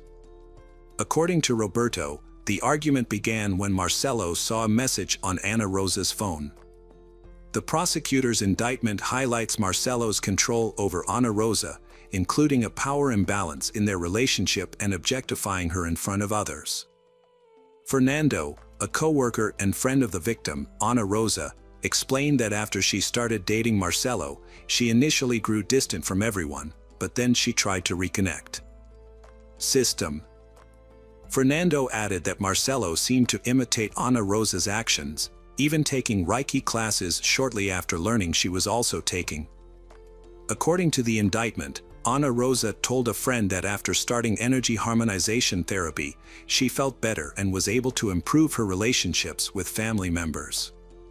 She also planned to visit her son in Bolivia. However, as Ana Rosa's life improved, Marcelo became increasingly aggressive. Fernando reported that Marcelo once lashed out when Ana Rosa said women with positive attitudes could achieve their goals, he calling women idiots who would end up dying in a ditch. On the second day of the hearing, Claudio Bustamante, the police officer who took Marcelo's statement, testified. He told the jury that Marcelo had spontaneously confessed during the interrogation without any pressure from him.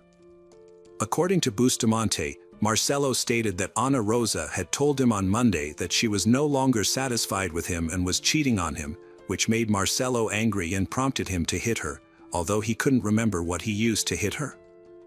On April 11th, the 11th Criminal Court's jury delivered its verdict, finding Marcelo Favio fair guilty of the murder of Ana Rosa Barrera. The sentence was life imprisonment with the possibility of parole after 35 years, conditional on good behavior. Upon hearing the verdict, Ana Rosa's relatives burst into tears and shouted at Marcelo, labeling him as a murderer and wishing him to spend the rest of his life in prison. The prosecutor in charge of the case stated that the jury's decision aligned with the prosecution's request. The evidence showed that Marcelo Favio Fair had acted with full awareness and premeditation in planning Ana Rosa's murder. According to the prosecution, Marcelo's attempt to appear mentally unstable at the time of the crime was a tactic to evade the maximum sentence. Hello friends, welcome to our channel. Today we're going to take a look at another horrible case with you. The case of Grant Hendrickson and Michelle Cartagena. Grant Hendrickson, born on September 20, 1972, in Macon, Georgia, was an outdoor enthusiast who enjoyed fishing, golf, canoeing, and camping. Like his girlfriend, he was also an active volunteer in the community, having worked at the Museum of Arts and Sciences in Macon since the age of 15. Their active lifestyles likely drew them together, according to those who knew them. Grant's girlfriend, Michelle Cartagena, was born on May 2, 1975, in Monterey, California. She was a well-rounded and talented individual. She played in her school's marching orchestra band, was the top singles tennis player, and led her school softball team. Additionally, she was a member of the National Honor Society. Outside of school, Michelle volunteered with the Red Cross and an animal welfare association, and she often visited elderly people. Her father remembered her as a caring and driven individual who aimed to pursue a career in medicine to help others and give back to society. January 3, 1995, brought a grim discovery to the typically quiet area of Juliet Lake. A passerby reported finding two lifeless bodies while walking near the lake. The local sheriff and his deputy responded to the scene, where they were met with a shocking sight. Their office was not accustomed to handling serious crimes, as fights and thefts were the norm. The deputies were not prepared for what they found: a white Honda parked on the lake's shore, with the body of a man inside and her body lying on the ground nearby. The cause of death was evident, even to a non-expert: both victims had been shot.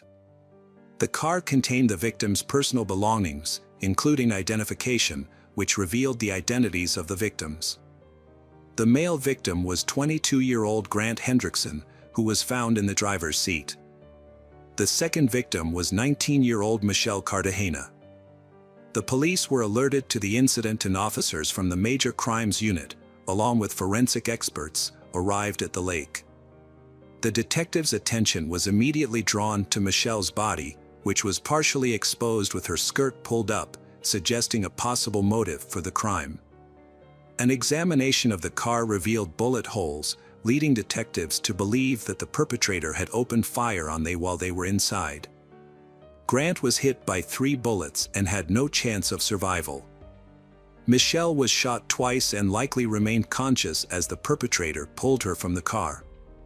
The position of Michelle's body, with her legs spread apart, suggested that the perpetrator may have intended to take advantage of her vulnerable state, but did not do so. Forensic experts found a substance on the inside of her thighs, which was later identified as saliva containing chewing tobacco particles. The saliva samples were sent to the lab for further analysis.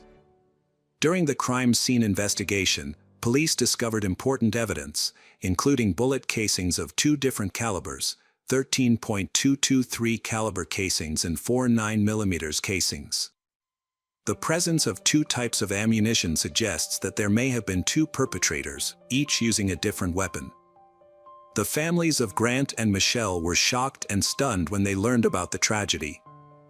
They struggled to comprehend who could have committed such a heinous act against their children. As only children, Grant and Michelle were extremely close to their parents.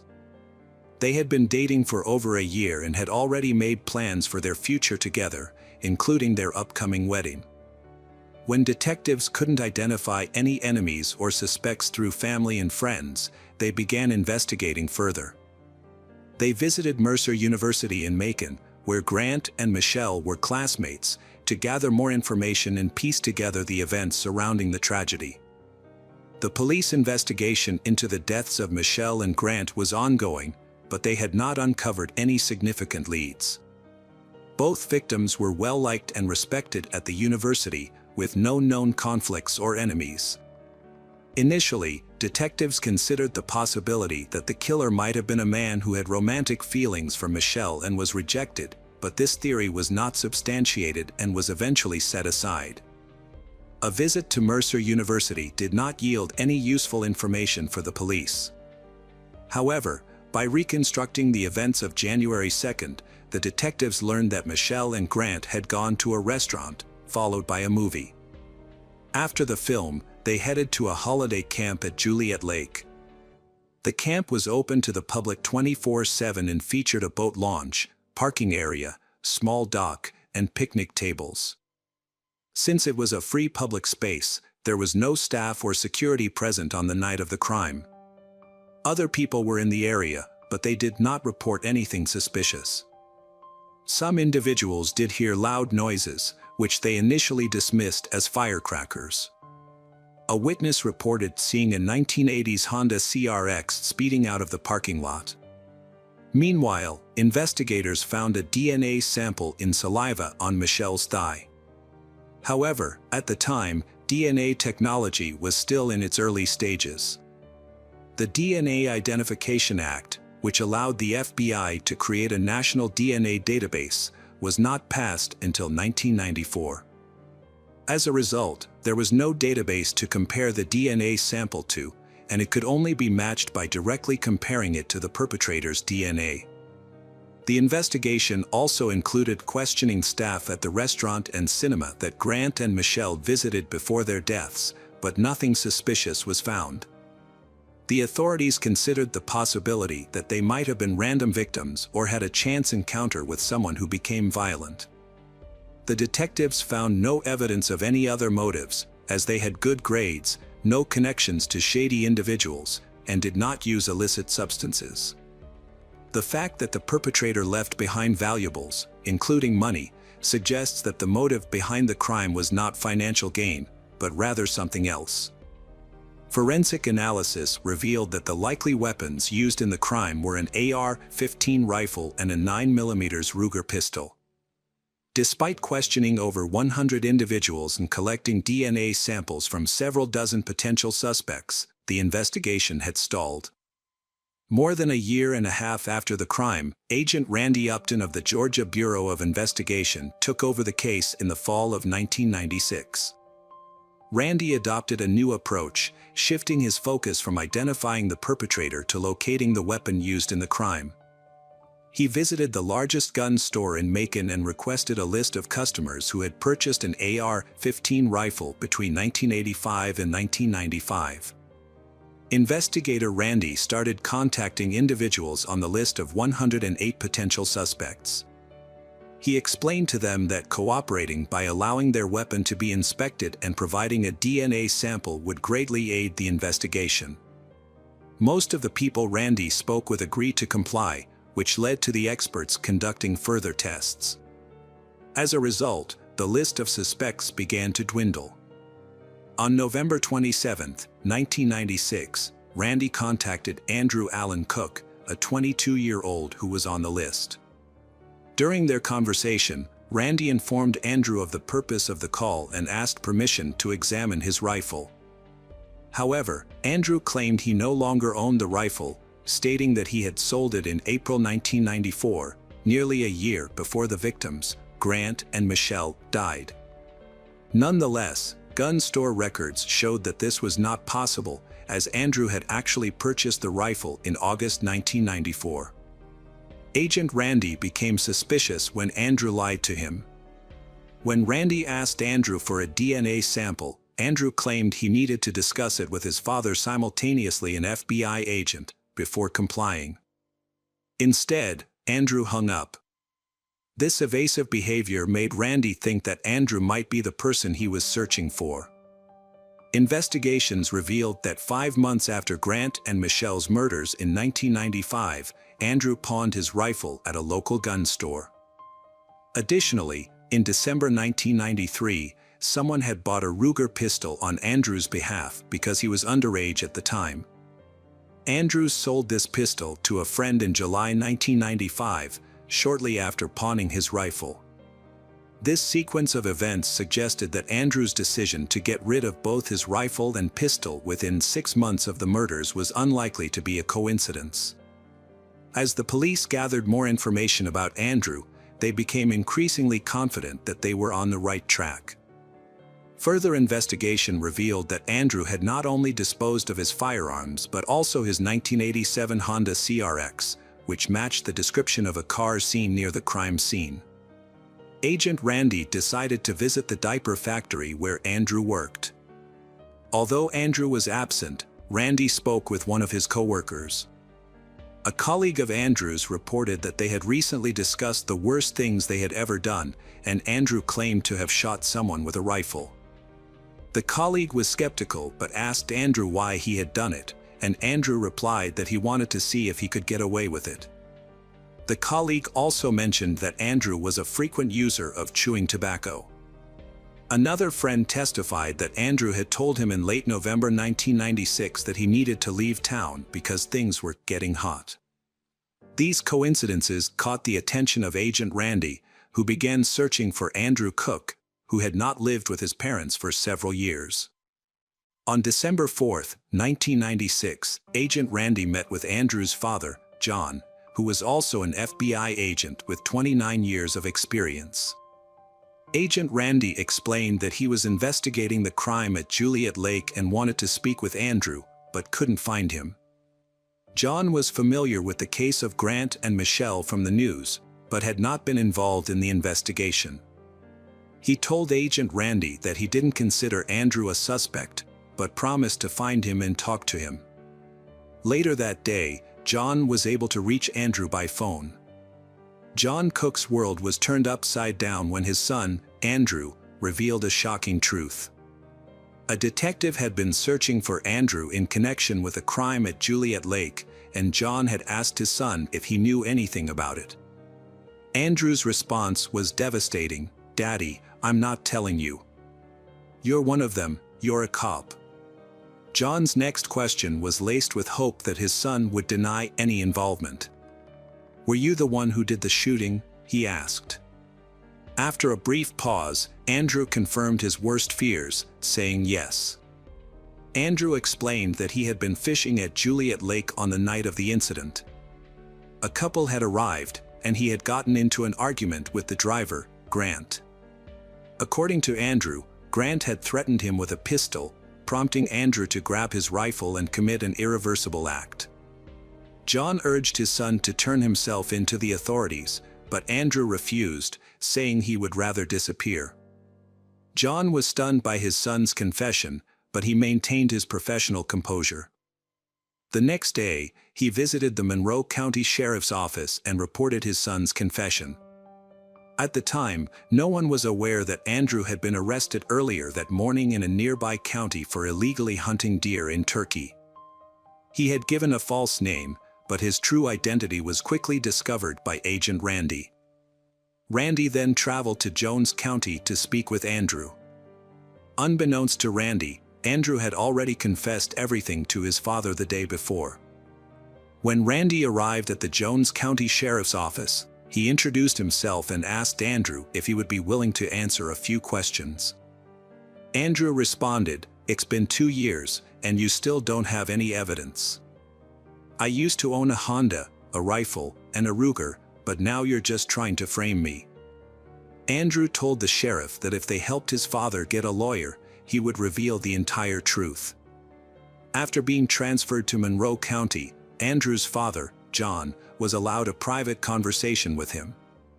When John hugged his son, both men broke down in tears. Andrew confessed to his father that he wasn't at the lake to fish on the night of the crime.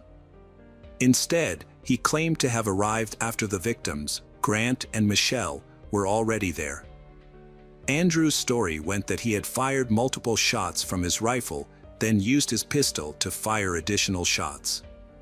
He then pulled Michelle's body out of the car in an attempt to mislead the police. As an extra precaution, Andrew spat on Michelle to prevent the police from linking him to the crime through saliva analysis.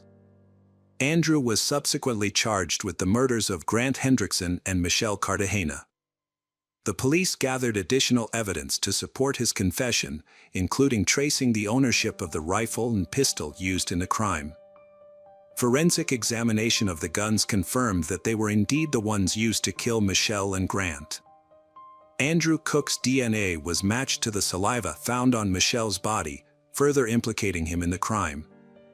The trial took place in 1998, during which John Andrew, Andrew's father, spoke and apologized to the families of the victims, Grant and Michelle.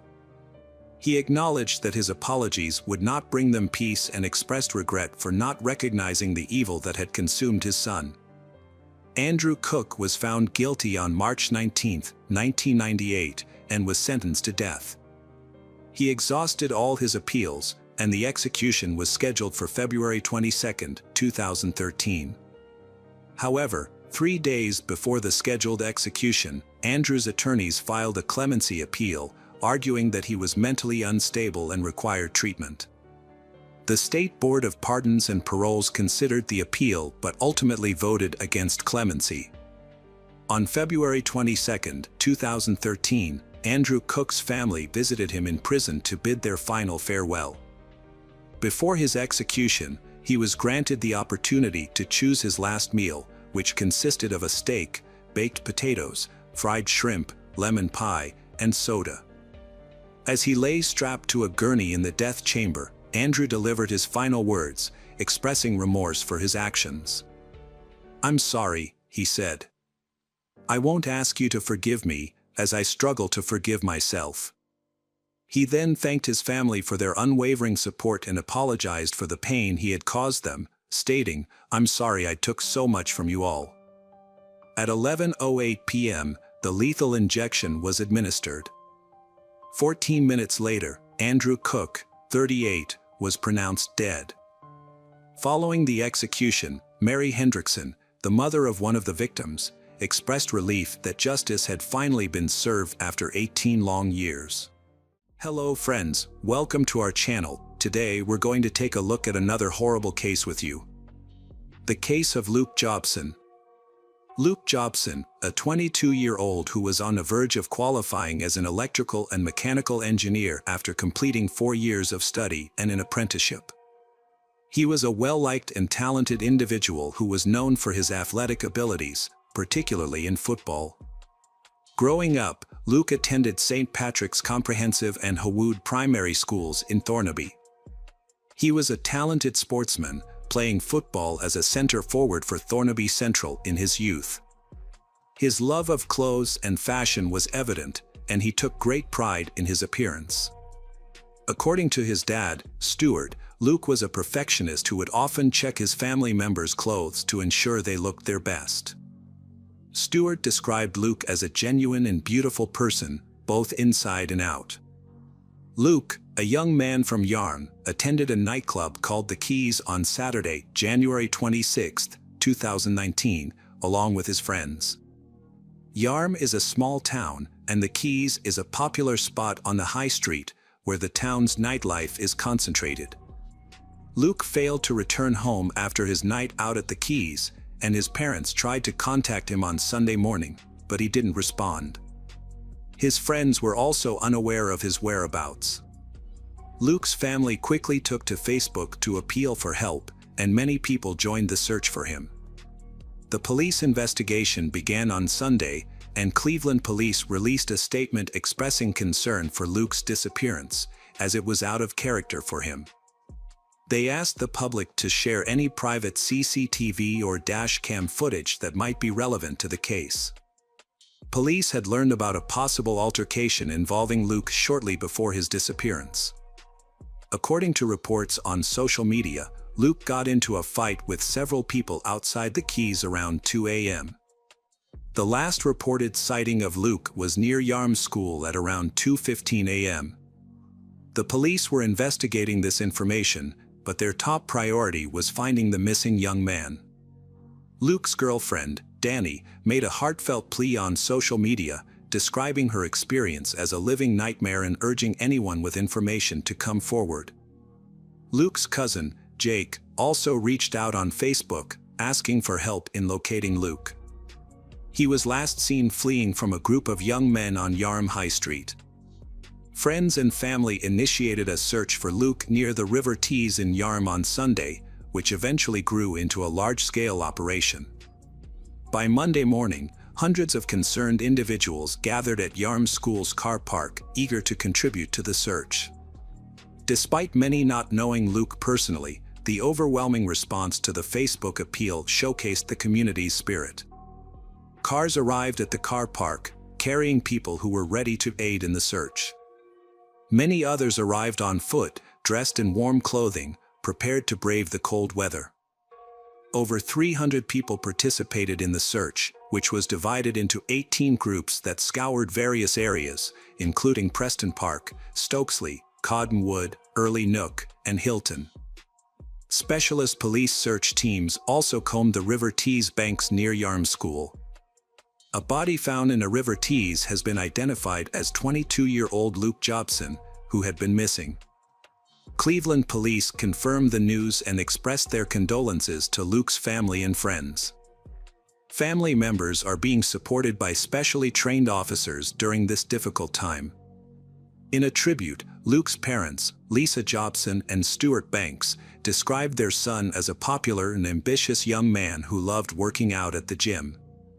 Luke's mother, Lisa, said they are proud of everything he achieved and want to celebrate his life. She added that they want everyone to remember him for the good things he did.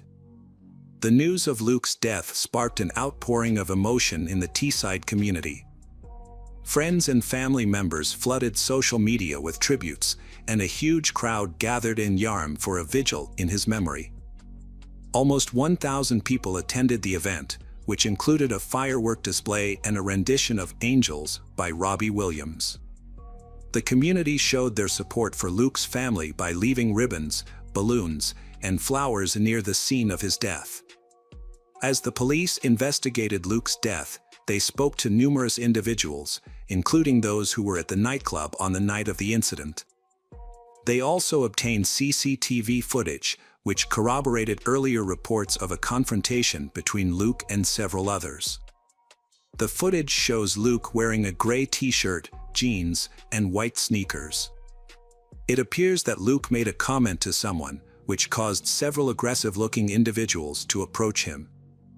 The situation quickly escalated, and Luke can be seen running away from the group as they chase after him. News of a confrontation being linked to Luke's death emerged soon after he disappeared, as speculation about what had happened spread on social media. Initially, the police only confirmed reports of an altercation prior to his disappearance. They arrested 6 teenagers, aged from 16 to 18, on suspicion of involvement in Luke's death, but later released all of them. The investigation continued, and a new development in the case occurred the following January. Cleveland police announced that 5 people, aged 17 to 20, had been charged with a fray, which involves using or threatening unlawful violence, but not with Luke's death. They were set to appear in court. The 5 individuals charged include a 17-year-old, now 18, who cannot be named due to age restrictions, Edwin Taha, 20, Ryan Alp, 19, Ali Abdul Majid, 19, and Hamad Asif, 18. According to reports, Edwin Taha was the alleged leader of the group. In England and Wales, a person can be charged with a fray if they use or threaten violence towards another person in a way that would cause a reasonable person to fear for their safety.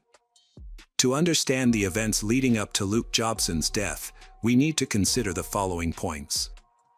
Firstly, when 2 or more people use or threaten violence, their actions are considered collectively. Secondly, for a threat to be valid in this context, it cannot be purely verbal. Looking at the recording, it's clear that Luke was concerned for his safety as he was seen running away. The threats against him were not just verbal. Unfortunately, the exact cause of the conflict remains unclear, as none of the suspects provided a clear answer. Additionally, the whereabouts of Luke's friends, who were with him at the nightclub, are unknown at the time of the quarrel. The police recording does not provide this information. From the footage, it appears that Luke was not planning to leave the club, as he was standing outside in just a t-shirt, with his jacket still inside. The footage shows Luke confronting a group before being forced to run for his safety. Initially, his athletic ability allowed him to overcome his suitors. However, the group, including Taha and other future defendants, returned to the nightclub, got into a car, and caught up with Luke near a school. They sprayed Luke's face with an unknown substance, suspected to be pepper spray, causing him to lose his sight. In an attempt to escape, Luke climbed over a wall into the school grounds, where CCTV cameras captured his entry into a boathouse. Sadly, this was the last time Luke was seen alive. After Taha pepper sprayed Luke's face, the group got back into their car and drove away. It's unclear whether Luke knew where he was going, but given that he didn't attend school there and was disoriented from the tear gas, it's unlikely he understood his surroundings. If this was the case, it's possible he accidentally fell into the water once he entered the boathouse. It's worth noting that these events took place in January, when the water in the river was extremely cold. According to the police, no one else entered the boathouse that night, and Luke never came out. 2 days later, the police found his body in the water near the school, and the cause of death was determined to be drowning. The suspects initially refused to admit guilt, but during the first court hearing on September 28, 2020, Edwin Taha and Ali Abdul changed their minds and admitted to their involvement in the fight. Autopsy results from pathologists Dr. Nigel Cooper and Dr. Jennifer Bolton revealed that Luke had consumed alcohol before his death. The amount he drank was likely to cause noticeable signs of intoxication in an average person. The police had released Edwin Taha on bail, and none of the suspects were detained before the trial. The investigation found that the victim had traces of a banned substance in his system, which, combined with alcohol, made him more vulnerable to hypothermia. There were no injuries or evidence of assault, and the deceased did not have any underlying medical conditions that contributed to his death. While the autopsy did not show any signs of eye inflammation or evidence of being sprayed with a substance, witness statements confirmed that the deceased, Luke, was pepper sprayed and struggled to walk and see. The perpetrator, Taha, later bragged about the incident on the high street. The coroner concluded that Luke was incapacitated by the pepper spray.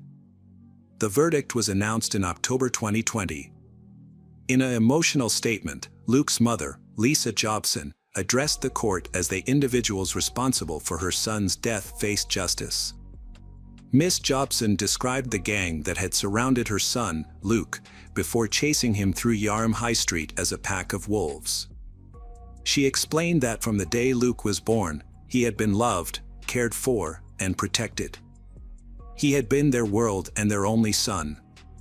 They had been extremely close to him, and he had been a kind, gentle, and genuine person who had touched the hearts of everyone he had met.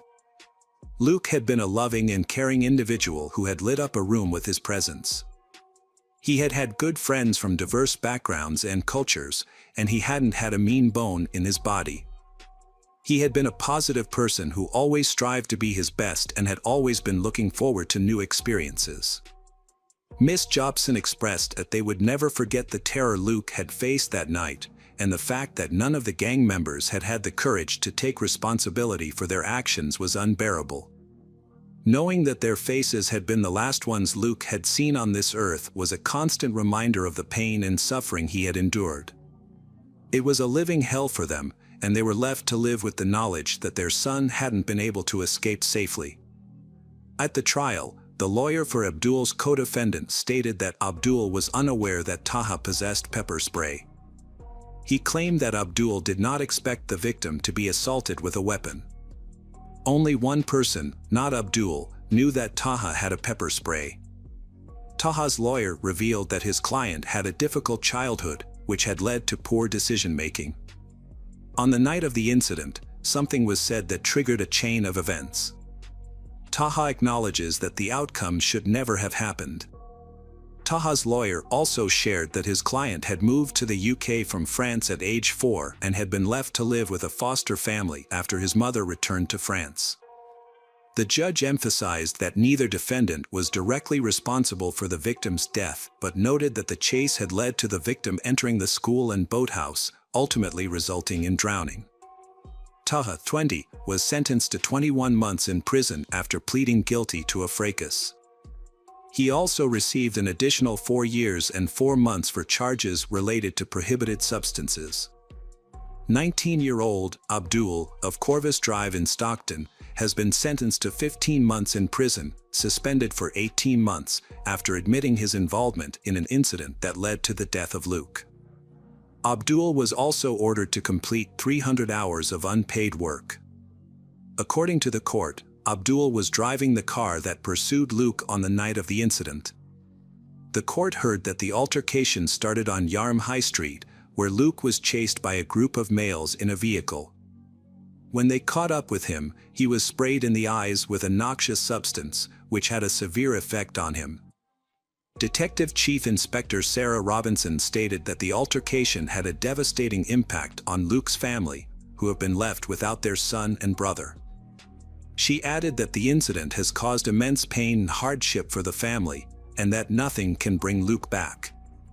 However, now that the case has concluded, the family may find some closure and be able to move forward with their lives. Charges against 2 other individuals, 19-year-old Ryan Alp and 18-year-old Hamada Sif, were dropped. To summarize the case, Chris Atkinson of the Crown Prosecution Service made a statement after the sentencing in October 2020. He stated that although Taha and Abdul were found guilty, the focus remains on Luke Jobson's family, who may find this time particularly challenging. The prosecution successfully proved that both men were involved in an altercation with Luke before his death. However, It is essential to note that there is no evidence to suggest that their actions directly caused the tragic events that followed the attack. Hello friends, welcome to our channel. Today we're going to take a look at another horrible case with you. The case of Alice Adams and Tibor Vass. Alice Adams and Tibor Vass were colleagues at the Radisson Blu Edwardian Heathrow Hotel. Living just 6 miles from the hotel, Alice had joined the team 3 weeks prior and quickly formed friendships with her co-workers, particularly Tibor. Born and raised in Budapest, Hungary, Tibor was a people person who loved music, playing almost every instrument, with the piano being his favorite. He had taught his younger sister, Isabella, to play piano, and they would often perform together for their parents. Tragedy struck in 2007 when Tibor's father passed away, leaving the family struggling to cope. Tibor, then a teenager, took on a more significant role in supporting his mother, Rosalia, and younger sister. At 15, he started working full-time to help alleviate his mother's burden. He later applied to the University of Budapest in 2008, hoping a college degree would lead to a better job and greater financial stability for his family. Despite his exceptional talent, Tibor was unfortunately denied admission to the university. Tibor discussed his plans to move to Great Britain with his mother, who seemed to support the idea. In July 2010, at the age of 19, Tibor relocated to the United Kingdom and settled in London. He began working at the Radisson Blu Edwardian Heathrow Hotel, where he enjoyed his job, responsibilities, and interactions with colleagues and new clients. Tibor quickly formed a bond with Alice, a talented musician, as they often found common topics to discuss. Both Tibor and Alice worked as receptionists at the hotel, along with Attila Ban, a 31-year-old who had been employed there the longest. Attila was recognized as the hotel's best employee in 2010. As Tibor and Attila were both from Hungary, they developed a close relationship. The hotel provided accommodation for its new employees, and Attila and Tibor lived in a company apartment behind the hotel. This arrangement was convenient, as it saved them money and reduced their commute time. Tibor was thrilled to be in England, but he didn't abandon his plans for higher education. He reapplied to the university in Budapest and was accepted this time around. Overjoyed, he had to return to Hungary in August 2011. To bid him farewell, a small party was organized on August 9, 2011, attended by Tibor, Attila, Alice, and other hotel employees. The next day, the trio was scheduled to work, but none of them showed up. Their colleagues raised the alarm when they failed to report for work at 7 a.m., and the police were notified at 7:53 a.m. Upon arriving at the house, the police found the door unlocked and the interior quiet. When an officer opened the door, he was met with a disturbing scene. Alice lay on the living room floor, her face covered by a pillow, with 22 stab wounds on her body, as later confirmed by the medical examiners. In the bedroom, Tibor's naked body was found on the bed, having died from 2 stab wounds to the heart. Attila, however, was nowhere to be found. The police surrounded the house to secure the area, and investigators and forensic experts started their investigation. As they examined the crime scene, they discovered that the bed where Tibor's body was found was not where he was actually killed. The bed was too tidy, indicating that Tibor had met his fate elsewhere. It appeared that the perpetrator had initially wounded him, removed his clothes, cleaned his body, and then placed him on the bed. Upon further inspection, the apartment was found to contain empty alcohol bottles and illicit substances, suggesting that they had been used during a party. Police officers thoroughly searched the house, the surrounding area, and the attic for Attila Ban, but he was nowhere to be found. His personal belongings, including his papers, were still in the apartment. As a result, Attila became the prime suspect in the investigation. While forensic experts continued to analyze the crime scene, investigators began questioning Attila's co-workers at the hotel. The staff reported that Attila had taken a particular interest in Tibor, a new employee from the same country, immediately showing him around and helping him settle in. Attila even went so far as to adjust his work schedule to match Tibor's. Tibor was a young and attractive man who attracted a lot of female attention. However, investigators discovered that Attila had romantic feelings for Tibor, which he openly expressed. According to the hotel staff, Tibor had rejected Attila's advances, making Attila unhappy. Things took a turn for the worse when Alice joined the hotel staff 3 weeks before her death, and Tibor started paying attention to her. Attila became jealous, despite knowing that Tibor was only interested in women. The investigation raised an important question: could Attila have committed the murder out of jealousy and unrequited love?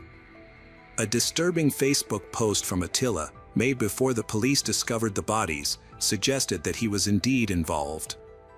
At 6:23 a.m., Attila had posted, "I would like to wake up from that nightmare."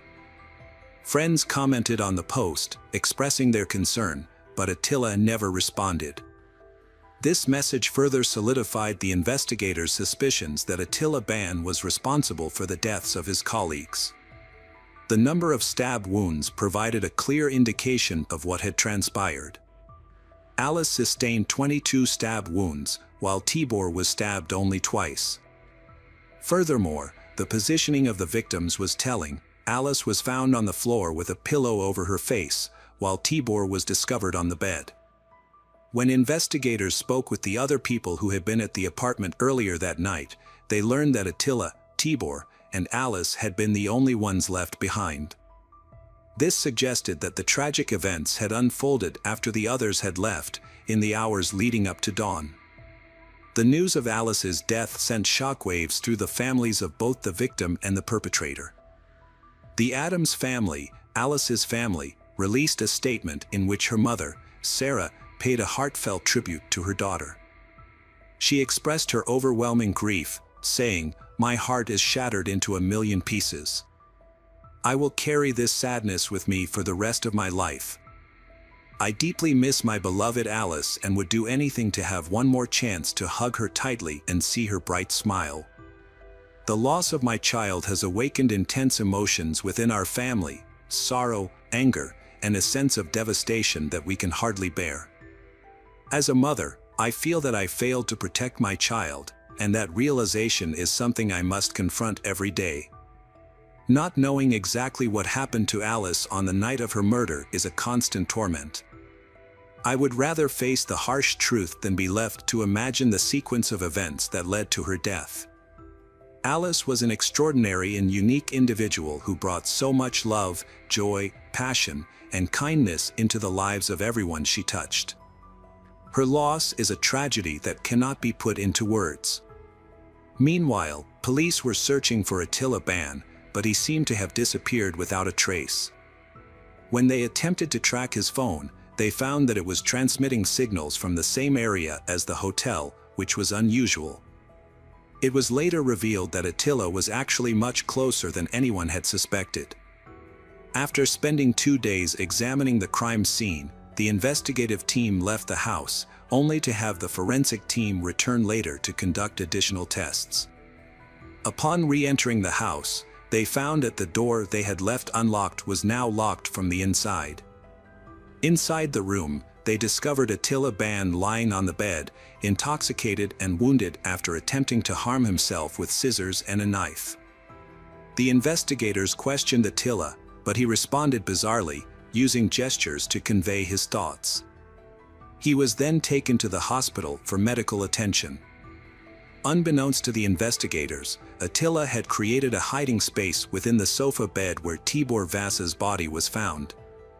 To create this makeshift hiding spot, he had made a slit in the bed's base, grabbed a phone, several bottles of water, and climbed inside. Throughout the investigation, Attila had been secretly watching and listening to the police through the holes he had made. Attila Ban was arrested at the hospital as the main suspect in the crime.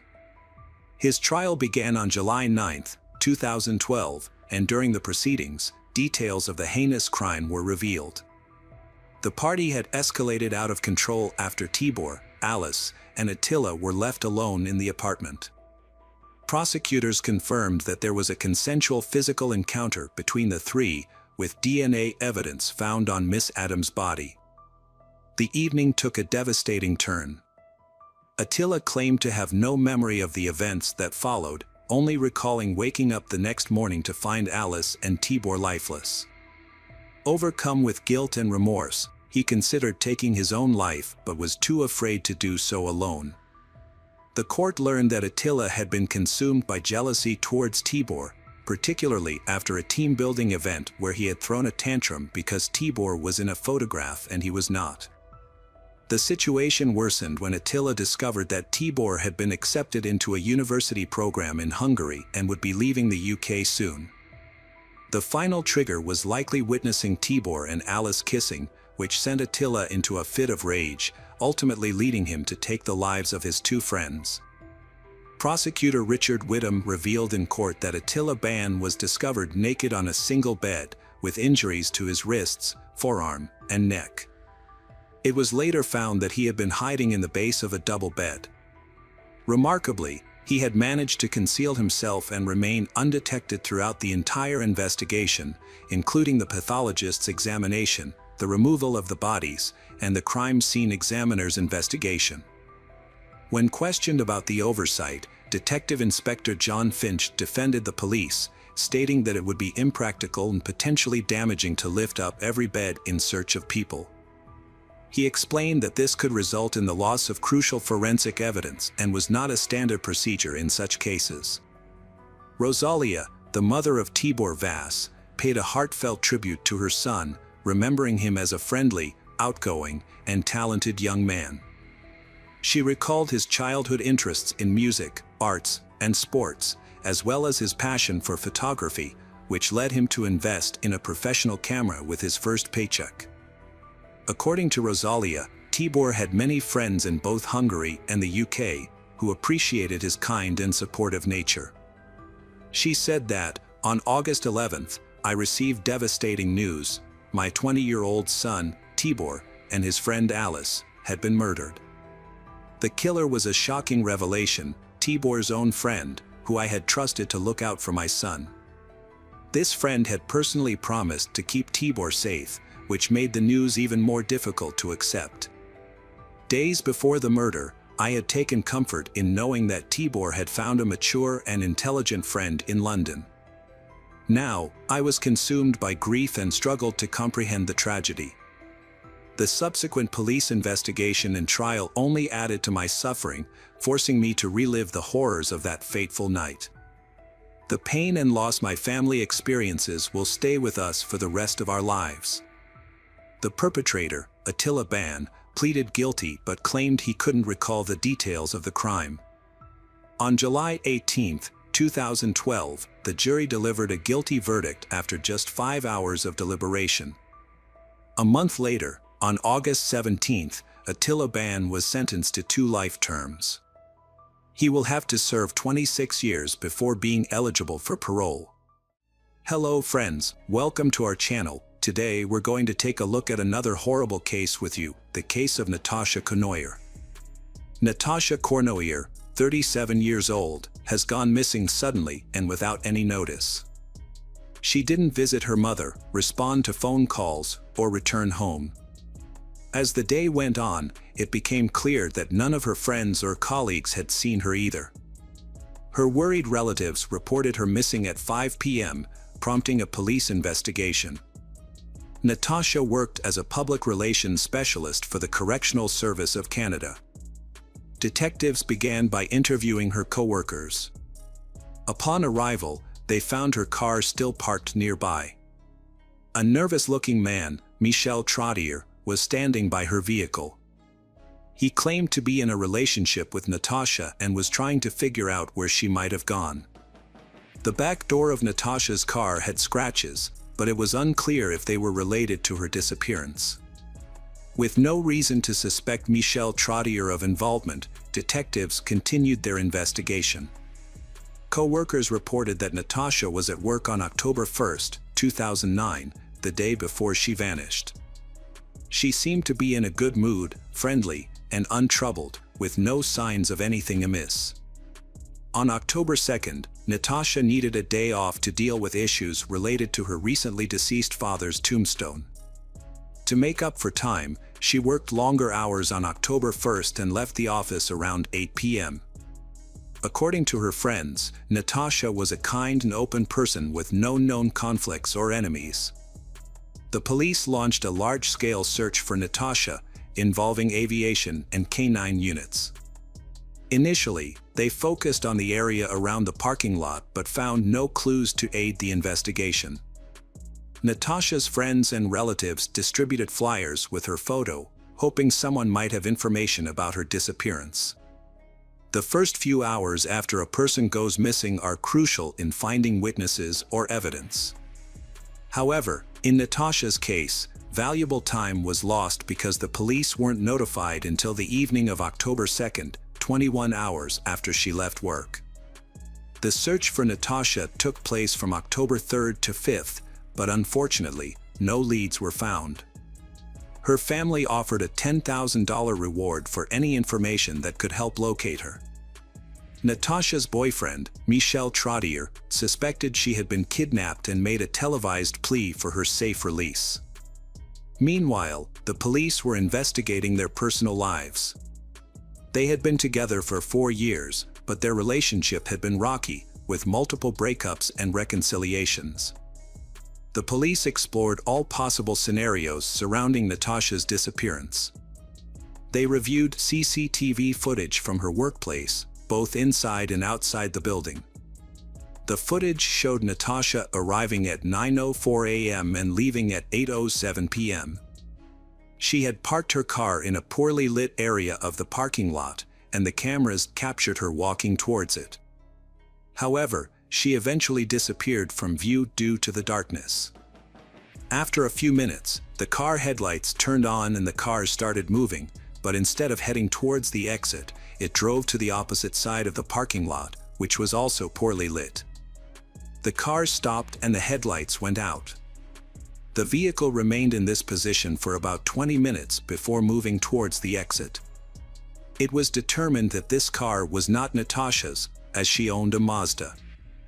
Further investigation revealed that the car in the video was a Ford Windstar minivan, which had entered the parking lot at 6:35 p.m. and parked next to Natasha's car. Based on the video footage, the police concluded that Natasha Conoyer's disappearance was likely a kidnapping. On the 5th day of the search, October 6, 2009, the focus shifted from finding a missing person to investigating a homicide. Natasha's body was discovered in a vacant lot in the Point Au Trumbull area, approximately 20 miles from her workplace. The body was located next to a dirt road that led to the riverbank. The news of Natasha's death devastated her relatives and friends, who were further disturbed by the medical examiner's report. According to the report, Natasha's cause of death was strangulation. Additionally, she had suffered 9 facial injuries, including a broken nose, and had marks on her wrists and ankles indicating that she had been bound. Seminal fluid was also found inside her body, which would serve as a source of DNA evidence. While awaiting DNA analysis results, detectives attempted to identify the owner of a minivan captured on camera the day Natasha vanished. In 2009, there were 2 motels near Natasha's workplace. On October 16, 2009, 10 days after her body was discovered, police visited both motels to review guest registration cards. At the Lido Motel, they found a guest who had registered a Ford Windstar. The guest was 48 years old Claude LaRouche, a registered sex offender with 2 prior convictions. In 1993, Claude was sentenced to 1 year in prison and 2 years of probation for coercing a 19-year-old acquaintance into sex. In 2005, he received a 40-month prison sentence for attempting to kidnap a 7-year-old girl. She managed to escape and run to a neighbor's house. Claude's 40-month sentence for the attempted kidnapping of a child raises questions about the severity of his punishment. In November 2008, Claude was released and started working as a carpenter. He married a woman with 2 sons, and they all lived together in a house about a 10-minute drive from where Natasha Cournoyer disappeared. Detectives found out Claude checked into a motel the night Natasha went missing. Forensic experts examined the motel room and discovered dark red stains on the carpet, which they sent for analysis. The same day, detectives visited Claude at his home. Since he had a prior prison record, the police already had his DNA on file. However, they needed time to compare it to the DNA found on Natasha's body. Claude claimed he didn't know Natasha but admitted to frequently visiting the Lido motel because it was cheap. He told the detectives he was unhappy with his intimate life with his wife and often rented a motel room to meet women offering paid sex services. When asked about his whereabouts on October 1st, the day Natasha disappeared, Claude said he couldn't remember anything, including staying at the Lido motel. He attributed his memory loss to excessive substance use, but his memory partially returned soon after. On November 5, 2009, a month after the body was discovered, detectives returned to Claude LaRouche's house. This time, however, it was not for a conversation. DNA analysis revealed that the seminal fluid found in Natasha Cournoyer's body matched LaRouche's. Additionally, Natasha's DNA was detected in the motel room Claude rented and inside his car. Montreal police say there's no link between the crime and Cournoyer's job at Correctional Service of Canada, and the victim didn't know the suspect. Following Claude's arrest, Montreal Police Inspector Daniel Rousseau stated that citizens could now feel safer in public. The news of the arrest shocked Claude's neighbors, who described him as a friendly and polite individual. The next day, on November 6, 2009, Claude LaRouche became a suspect in Natasha Cournoyer's case. Initially, he denied any wrongdoing, but faced with substantial evidence, he confessed to taking Natasha's life. However, he claimed her death was accidental and not intentional. During his 2011 trial, 2 differing accounts of the events emerged, one from Claude and his defense team, and the other from the prosecution. According to Claude's testimony, he was waiting in a parking lot for a drug dealer on the evening in question. While sitting in his car, Natasha appeared beside him. He then attacked her, forced her into his vehicle, and shut the door. Afterwards, Claude conversed with Natasha, and she allegedly agreed to accompany him to a motel. Claude LaRouche experienced memory lapses, which left him unable to recall why he stood in the parking lot for 20 minutes or what he did during that time. However, he conveniently remembered specific moments that worked in his favor. According to LaRouche, Natasha offered to satisfy his demands in exchange for her freedom while they were in the motel room. He agreed, but after she fulfilled his requests, they got into an argument. Claude lost control, attacked Natasha, and ultimately strangled her. He then cleaned the room, moved her body to his car, drove home, and went to bed. The next morning, after the substances he had taken wore off, he realized the gravity of his actions. Claude chose to get rid of Natasha's body. As he drove to the location where the body was later found, he cut her documents and bank cards into pieces and threw them out the car window.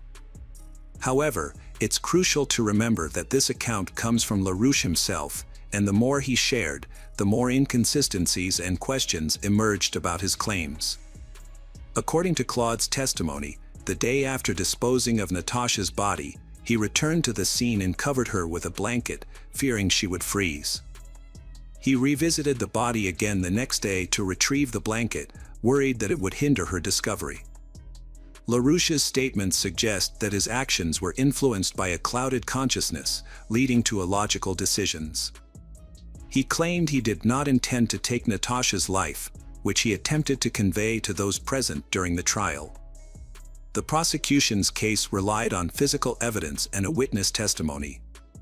The witness stated that while walking his dog near the parking lot on the day Natasha disappeared, he saw Claude attempt to attack a jogger around 7 p.m. However, Claude retreated when he noticed the witness and his dog. Natasha Conoyer was attacked an hour later. The prosecutor was convinced that Claude had bound and abducted Natasha, taking her to a motel where she ultimately lost her life. In June 2011, Claude LaRouche was found guilty and received a life sentence with the possibility of parole after 25 years. During the trial, it was revealed that just 2 weeks after Natasha's murder, Claude attempted to strangle another woman, Dominique Martel. However, she managed to fend him off by biting his finger. As a result, Claude was deemed a dangerous offender under Canadian law, rendering his prison sentence indefinite and significantly reducing his chances of early parole. Natasha had a peaceful and fulfilling life, with aspirations and objectives, all of which were brutally taken away by a man with a history of serious crimes. Despite his past, Claude was allowed to roam free, living among the community without adequate supervision. The fact that he had previously attempted to kidnap a 7-year-old girl raises questions about how he was able to reintegrate into society without proper monitoring. Natasha's loved ones continue to grapple with these unanswered questions, haunted by the thought that if the system had functioned correctly and Claude had been held accountable, Natasha might still be alive today. Hello again, true crime fans. We've got another mysterious case to explore. The case of Kirsten Hatfield. Kirsten Hatfield was born on February 12, 1989, in Midwest City, Oklahoma. Shortly after her birth, Kirsten's father left the family. As a result, Kirsten and her mother, Shannon, moved in with her grandparents, who helped Shannon take care of her. When Kirsten was 2 years old, she and Shannon moved into their own home. Later, Shannon remarried and had a second daughter named Faith. However, this marriage did not last long and ended, leaving Shannon to care for her 2 daughters alone. Despite her young age, Kirsten had to help her mother take care of her younger sister. This responsibility helped Kirsten become more independent and closer to Faith. Kirsten and Faith often slept in the same room, while their mother slept in the next room. On the evening of May 13, 1997, Shannon was getting her children ready for bed. Shannon usually read bedtime stories to her daughters, but since Faith was already asleep, she didn't want to wake her. Instead, Shannon simply said goodnight to Kirsten and went to her bedroom, leaving the girls' door slightly open. She did this every night in case the girls woke up and needed her. At around 3 a.m., Shannon awoke to a noise coming from her daughter's room. Believing her daughters were awake, she went to check on them. However, by the time she reached the bedroom door, the noise had stopped. Assuming the girls had fallen back asleep, she decided not to disturb them. But before she returned to her room, she noticed something strange. The girls' door was completely closed, even though she usually left it slightly open. She wondered if Kirsten or Faith might have closed the door, or if she had forgotten to leave it open. Shannon approached the door, opened it slightly, but did not go in, then returned to sleep. The next morning, around 6:30 a.m., Shannon went to wake her children. Upon entering the bedroom, she found only her youngest daughter, Faith, lying in bed. She woke Faith and asked about Kirsten, but Faith did not know. Shannon searched the house but could not find Kirsten. She looked outside and contacted all her friends whose children were friends with Kirsten, hoping she had gone to visit one of them. However, they all said they had not seen Kirsten. Shannon then called her father, who lived nearby, hoping Kirsten might have come to see him. But he had not seen Kirsten either. Realizing Kirsten had disappeared, Shannon called 911 and the police arrived immediately. Initially, they thought Kirsten might be hiding somewhere in the house or wandering around the town. However, as they began to investigate, it became clear that the situation was more serious. When they checked Kirsten's room, the police found the window slightly open with a few drops of blood on the window frame. Further investigation around the window led them to discover a bloody piece of children's underwear a few feet away. The police asked Shannon to identify the underwear. and she confirmed that it belonged to Kirsten. The investigators realized they might be dealing with a kidnapping and immediately called for additional police support. While searching the area around the house, the police also questioned Shannon. She recounted waking up at 3 a.m. after hearing a noise. It became apparent that an unknown criminal might have kidnapped Kirsten at that time. The police began questioning all the neighborhood residents. However, no one saw or heard anything suspicious that night. The only clue was a neighbor who had been awakened by a dog barking around 3 a.m., coinciding with the time of the kidnapping. With no clear leads, investigators called in a child psychologist to speak with Faith. Despite being only 3 years old, she told them she had witnessed her sister's kidnapping. However, she only said one short sentence: "A bad guy came and took my sister away." This confirmed that Kirsten had not left the house voluntarily, but it still did not provide any specific information about the perpetrator or Kirsten's whereabouts. Detectives were forced to restart the investigation from scratch. They suspected that the kidnapper might be someone Kirsten knew, as there was no sign of a stranger being able to enter Kirsten's room without making a sound. While investigating this hypothesis, the police discovered that Kirsten's mother had a history of drug problems. From there, they began to consider the possibility that the kidnapping was related to this. There were two main theories. First, Kirsten's mother may have owed money to someone in the criminal world, and they decided to capture Kirsten to collect the debt. Second, the police did not rule out the possibility that the mother voluntarily handed Kirsten over to the kidnapper. If the second hypothesis were true, it would explain why the kidnapping was carried out quietly. The police questioned Shannon, but she denied any involvement in the case. She claimed that she had long been drug-free and would never do anything dangerous to her daughter. Although the detectives did not rule out her involvement, they did not find any concrete evidence. Therefore, they decided to seek the public's help through the media, asking people to share any information related to the case. After the media announcement, the police department received hundreds of calls. The detectives followed up on each lead, but most did not yield any useful information. However, they did discover some disturbing clues. A woman called the police, suspecting her boyfriend of being involved in Kirsten Hatfield's kidnapping. He had been acting aggressively and had threatened the woman. When police investigated the man, they discovered some alarming information. He was known to Shannon's brother, which meant that Kirsten may have known him. Furthermore, the house that Kirsten and her mother shared previously belonged to Shannon's brother, leading investigators to believe that the suspect may have been familiar with the layout of the house. The man also had a history of drug and assault charges, which led police to suspect that he may have been involved in the case. The man claimed he had been at a bar the night of the incident.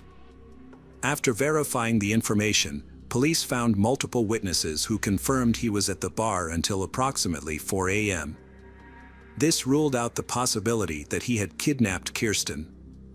Investigators then pursued hundreds of other leads, but none led to any results. The case dragged on for months, and the hope of finding Kirsten alive diminished as time went on. Kirsten's mother, Shannon, could not simply sit around and do nothing. From the very beginning, she made every effort to find her daughter. She gave interviews to local media, distributed flyers about Kirsten, and even investigated suspects herself. However, Shannon faced many challenges in her quest to find the truth. For example, she contacted local businesses to ask them to distribute flyers about Kirsten in their offices, stores, and facilities. Many businesses refused, saying it was not in line with company policy. Shannon tried to arrange a meeting with the state governor but was unsuccessful. She also set up a small center to attract volunteers to help with Kirsten's case. The center focused on distributing flyers and communicating with the media.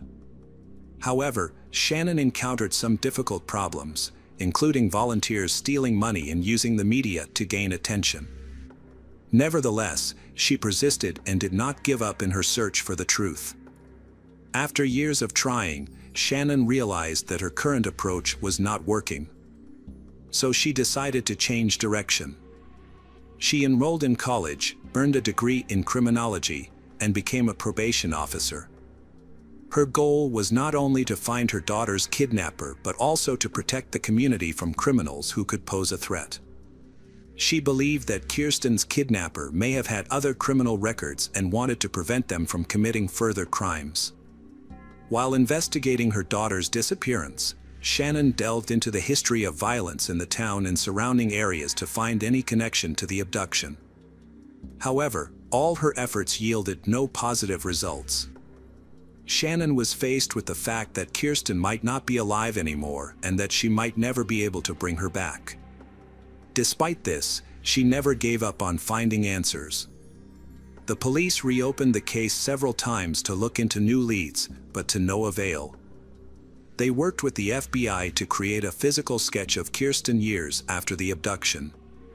However, no one thought Kirsten was still alive, but without any remains, they could not confirm this with certainty. The case seemed to have stalled for years until a major breakthrough in 2014. A woman contacted the police with a strange story. While sorting through her grandmother's inheritance, the woman found a diary. The diary revealed that the woman's son had confessed to killing Kirsten Hatfield. The story contained enough detail that detectives were convinced it was true. According to the diary, the man kidnapped Kirsten from her bedroom and took her to a house he owned in a nearby town. There, he brutally abused Kirsten and murdered her. The process was recorded in many pages of the diary, which sent shivers down the spines of even experienced investigators. The diary also revealed that the entire incident was videotaped. When the police questioned the woman's son, they expected him to deny any involvement in the crime. However, his words surprised them. He claimed to have no involvement in the crime but knew who the killer was because Kirsten had been murdered in his ex-girlfriend's house. This left the police baffled, and they had to ask him for the address of the house. Detectives quickly obtained a warrant and sent a team to thoroughly inspect the house. They began by spraying luminol, a substance that glows when it comes into contact with the smallest traces of blood, even if the blood has been wiped from the crime scene. When the forensic experts did this, they were shocked. One of them later said that the entire house lit up like a Christmas tree. The experts discovered traces of blood everywhere in the house, and especially that the blood stains matched the description of the murder in the diary. To gather more evidence, they removed the floorboards, cut up the wallpaper, and sent it all to the lab. They also excavated the property to search for the victim's remains. The police also found a box containing hundreds of videotapes in the house, which reminded them of the diary. They suspected that one of the tapes might contain footage of the victim's abuse. Detectives examined each tape carefully but found no evidence of the murder. Excavations on the property were also fruitless. No remains or other evidence were found. However, the police still believed they had discovered the truth behind Kirsten's disappearance. The case was solved, but the pain and suffering of Kirsten's family will never be completely healed. Detectives faced an unexpected turn when analyzing the blood stains left in Kirsten's home. The results showed that the blood was not human but that of an animal. This shocked the police because they thought they were close to solving the case. Instead, they were faced with another false clue. It is unclear exactly what the clue was, but it is possible that someone played a prank on the police or that the diary was written by a mentally ill person who saw the kidnapping on the news and believed that a story would spring to mind. However, the detectives continued to hope to uncover the truth. But no new clues emerged and the case went cold again. In the summer of 2015, the case was handed over to Detective Daryl Miller. He decided to start a new investigation and studied all the existing documents and records. During this process, he discovered something strange. Darryl found that his predecessors had overlooked key evidence: blood stains on the windowsill in Kirsten's room and on her underwear. This evidence had been in storage for a long time for unknown reasons. The police apparently did not think that analyzing it would yield any useful results, as they believed the blood might belong to the victim. However, Darryl decided to send the evidence to the lab for analysis. And it yielded a big surprise. The lab results showed that neither of the blood samples belonged to Kirsten, but instead to an unknown man. This was a major breakthrough in the case, but also posed a new challenge for Darryl. The kidnapper's DNA sample had been uploaded to the FBI database, but there were no matches. This could mean that the kidnapper had not committed any serious crimes in the past, or that the crime had occurred before the database was created. Darryl decided to collect DNA samples from all the men involved in the case since the kidnapping. The police made a list, located each person, and sent their DNA to the lab. Surprisingly, each individual was willing to provide a DNA sample immediately. This led investigators to suspect that the killer might not be on the list of suspects. Darryl waited patiently for the results, and eventually, he received a call from the lab. Experts analyzed a sample and found that it was an exact match to the blood on the windowsill and on the victim's underwear. This person was Anthony Palma, a 56-year-old neighbor of the Hatfield family. Anthony was one of the first people the police spoke to after the kidnapping. At the time, he said he had been awakened at 3 a.m. by the sound of a dog barking. Now, after confirming his involvement, detectives decided to question him again. Although the DNA evidence was sufficient to convict him, investigators still wanted him to confess. This would expedite the trial and help them find Kirsten's remains. Since he was the only one who knew where the remains were, locating them would be difficult without his cooperation. The detectives took a cautious approach. They brought Anthony in for questioning, saying it was merely a formality to gather new information.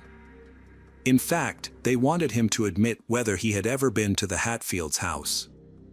When asked if he remembered anything else from that night, Anthony told the same story he had told 18 years earlier, but this time he added a new detail. He said he had seen a white car parked in front of Kirsten's house. But he didn't pay much attention to it. Next, the police wanted to know more about his relationship with Kirsten and her family. Anthony explained that although he lived next door, he had never spoken to Kirsten directly. He stated he was close to other kids in the neighborhood and that they would occasionally come by for candy or help repairing their bikes. The police then continued to question Anthony, asking if he had ever been to Kirsten's house, whether to help the family or just to chat. But Anthony insisted that he had never been to her house. This statement raised suspicion among the police. While investigating the crime scene, they had discovered his blood on the windowsill of Kirsten's room. By checking his previous statements, the police realized that Anthony had lied.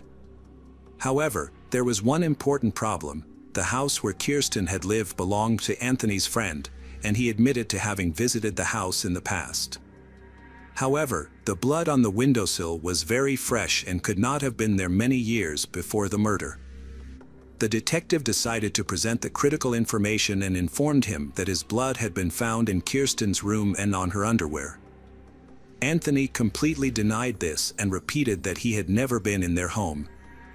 The investigators tried to get him to confess, but he continued to deny it. The detective decided to change the method of questioning and left the room. Detective Darryl was asked to step in and talk to Anthony. Bringing a photo of Kirsten, the detective placed it on the table in front of the suspect. Anthony immediately pushed the photo away and tried to avoid looking at it for the rest of the conversation. Darryl asked Anthony a variety of questions, hoping that he would make a mistake and confess to the crime. However, Anthony continued to deny everything. Realizing that they would not be able to extract a confession, the police decided to end the interrogation and arrest him. They then obtained a search warrant for the house and excavated the surrounding area but found no trace of Kirsten's remains or any other evidence. During the trial, Anthony consistently denied his involvement. However, DNA analysis revealed the truth in court. Additional details emerged, showing that the police had overlooked some important information during the initial investigation. Anthony had a criminal record, including breaking into another girl's bedroom and assaulting her. He had also been incarcerated in the 1980s for an assault involving a weapon. This information further highlighted Anthony's dangerous criminal status. However, for some reason, his previous convictions were overturned in 1997. In late 2017, a jury found him guilty of kidnapping and murdering Kirsten, sentencing him to life in prison. Throughout the trial, he never revealed the location of Kirsten's remains, and the police doubted they would ever find her. The biggest problem in finding Kirsten's body was related to where Anthony was known to operate. As a park ranger, he was familiar with remote areas and might have chosen a hard-to-reach place to bury the body. Nevertheless, Kirsten's mother, Shannon, persisted in her search for her daughter. Shannon kept in touch with Anthony while he was in prison, hoping to find clues about Kirsten's whereabouts. During each meeting, Shannon felt Anthony was slowly revealing information, but he ultimately remained silent. In 2019, Anthony was killed by a fellow inmate over a personal grudge related to his crimes against a child, leaving Kirsten's family almost without hope of finding her body.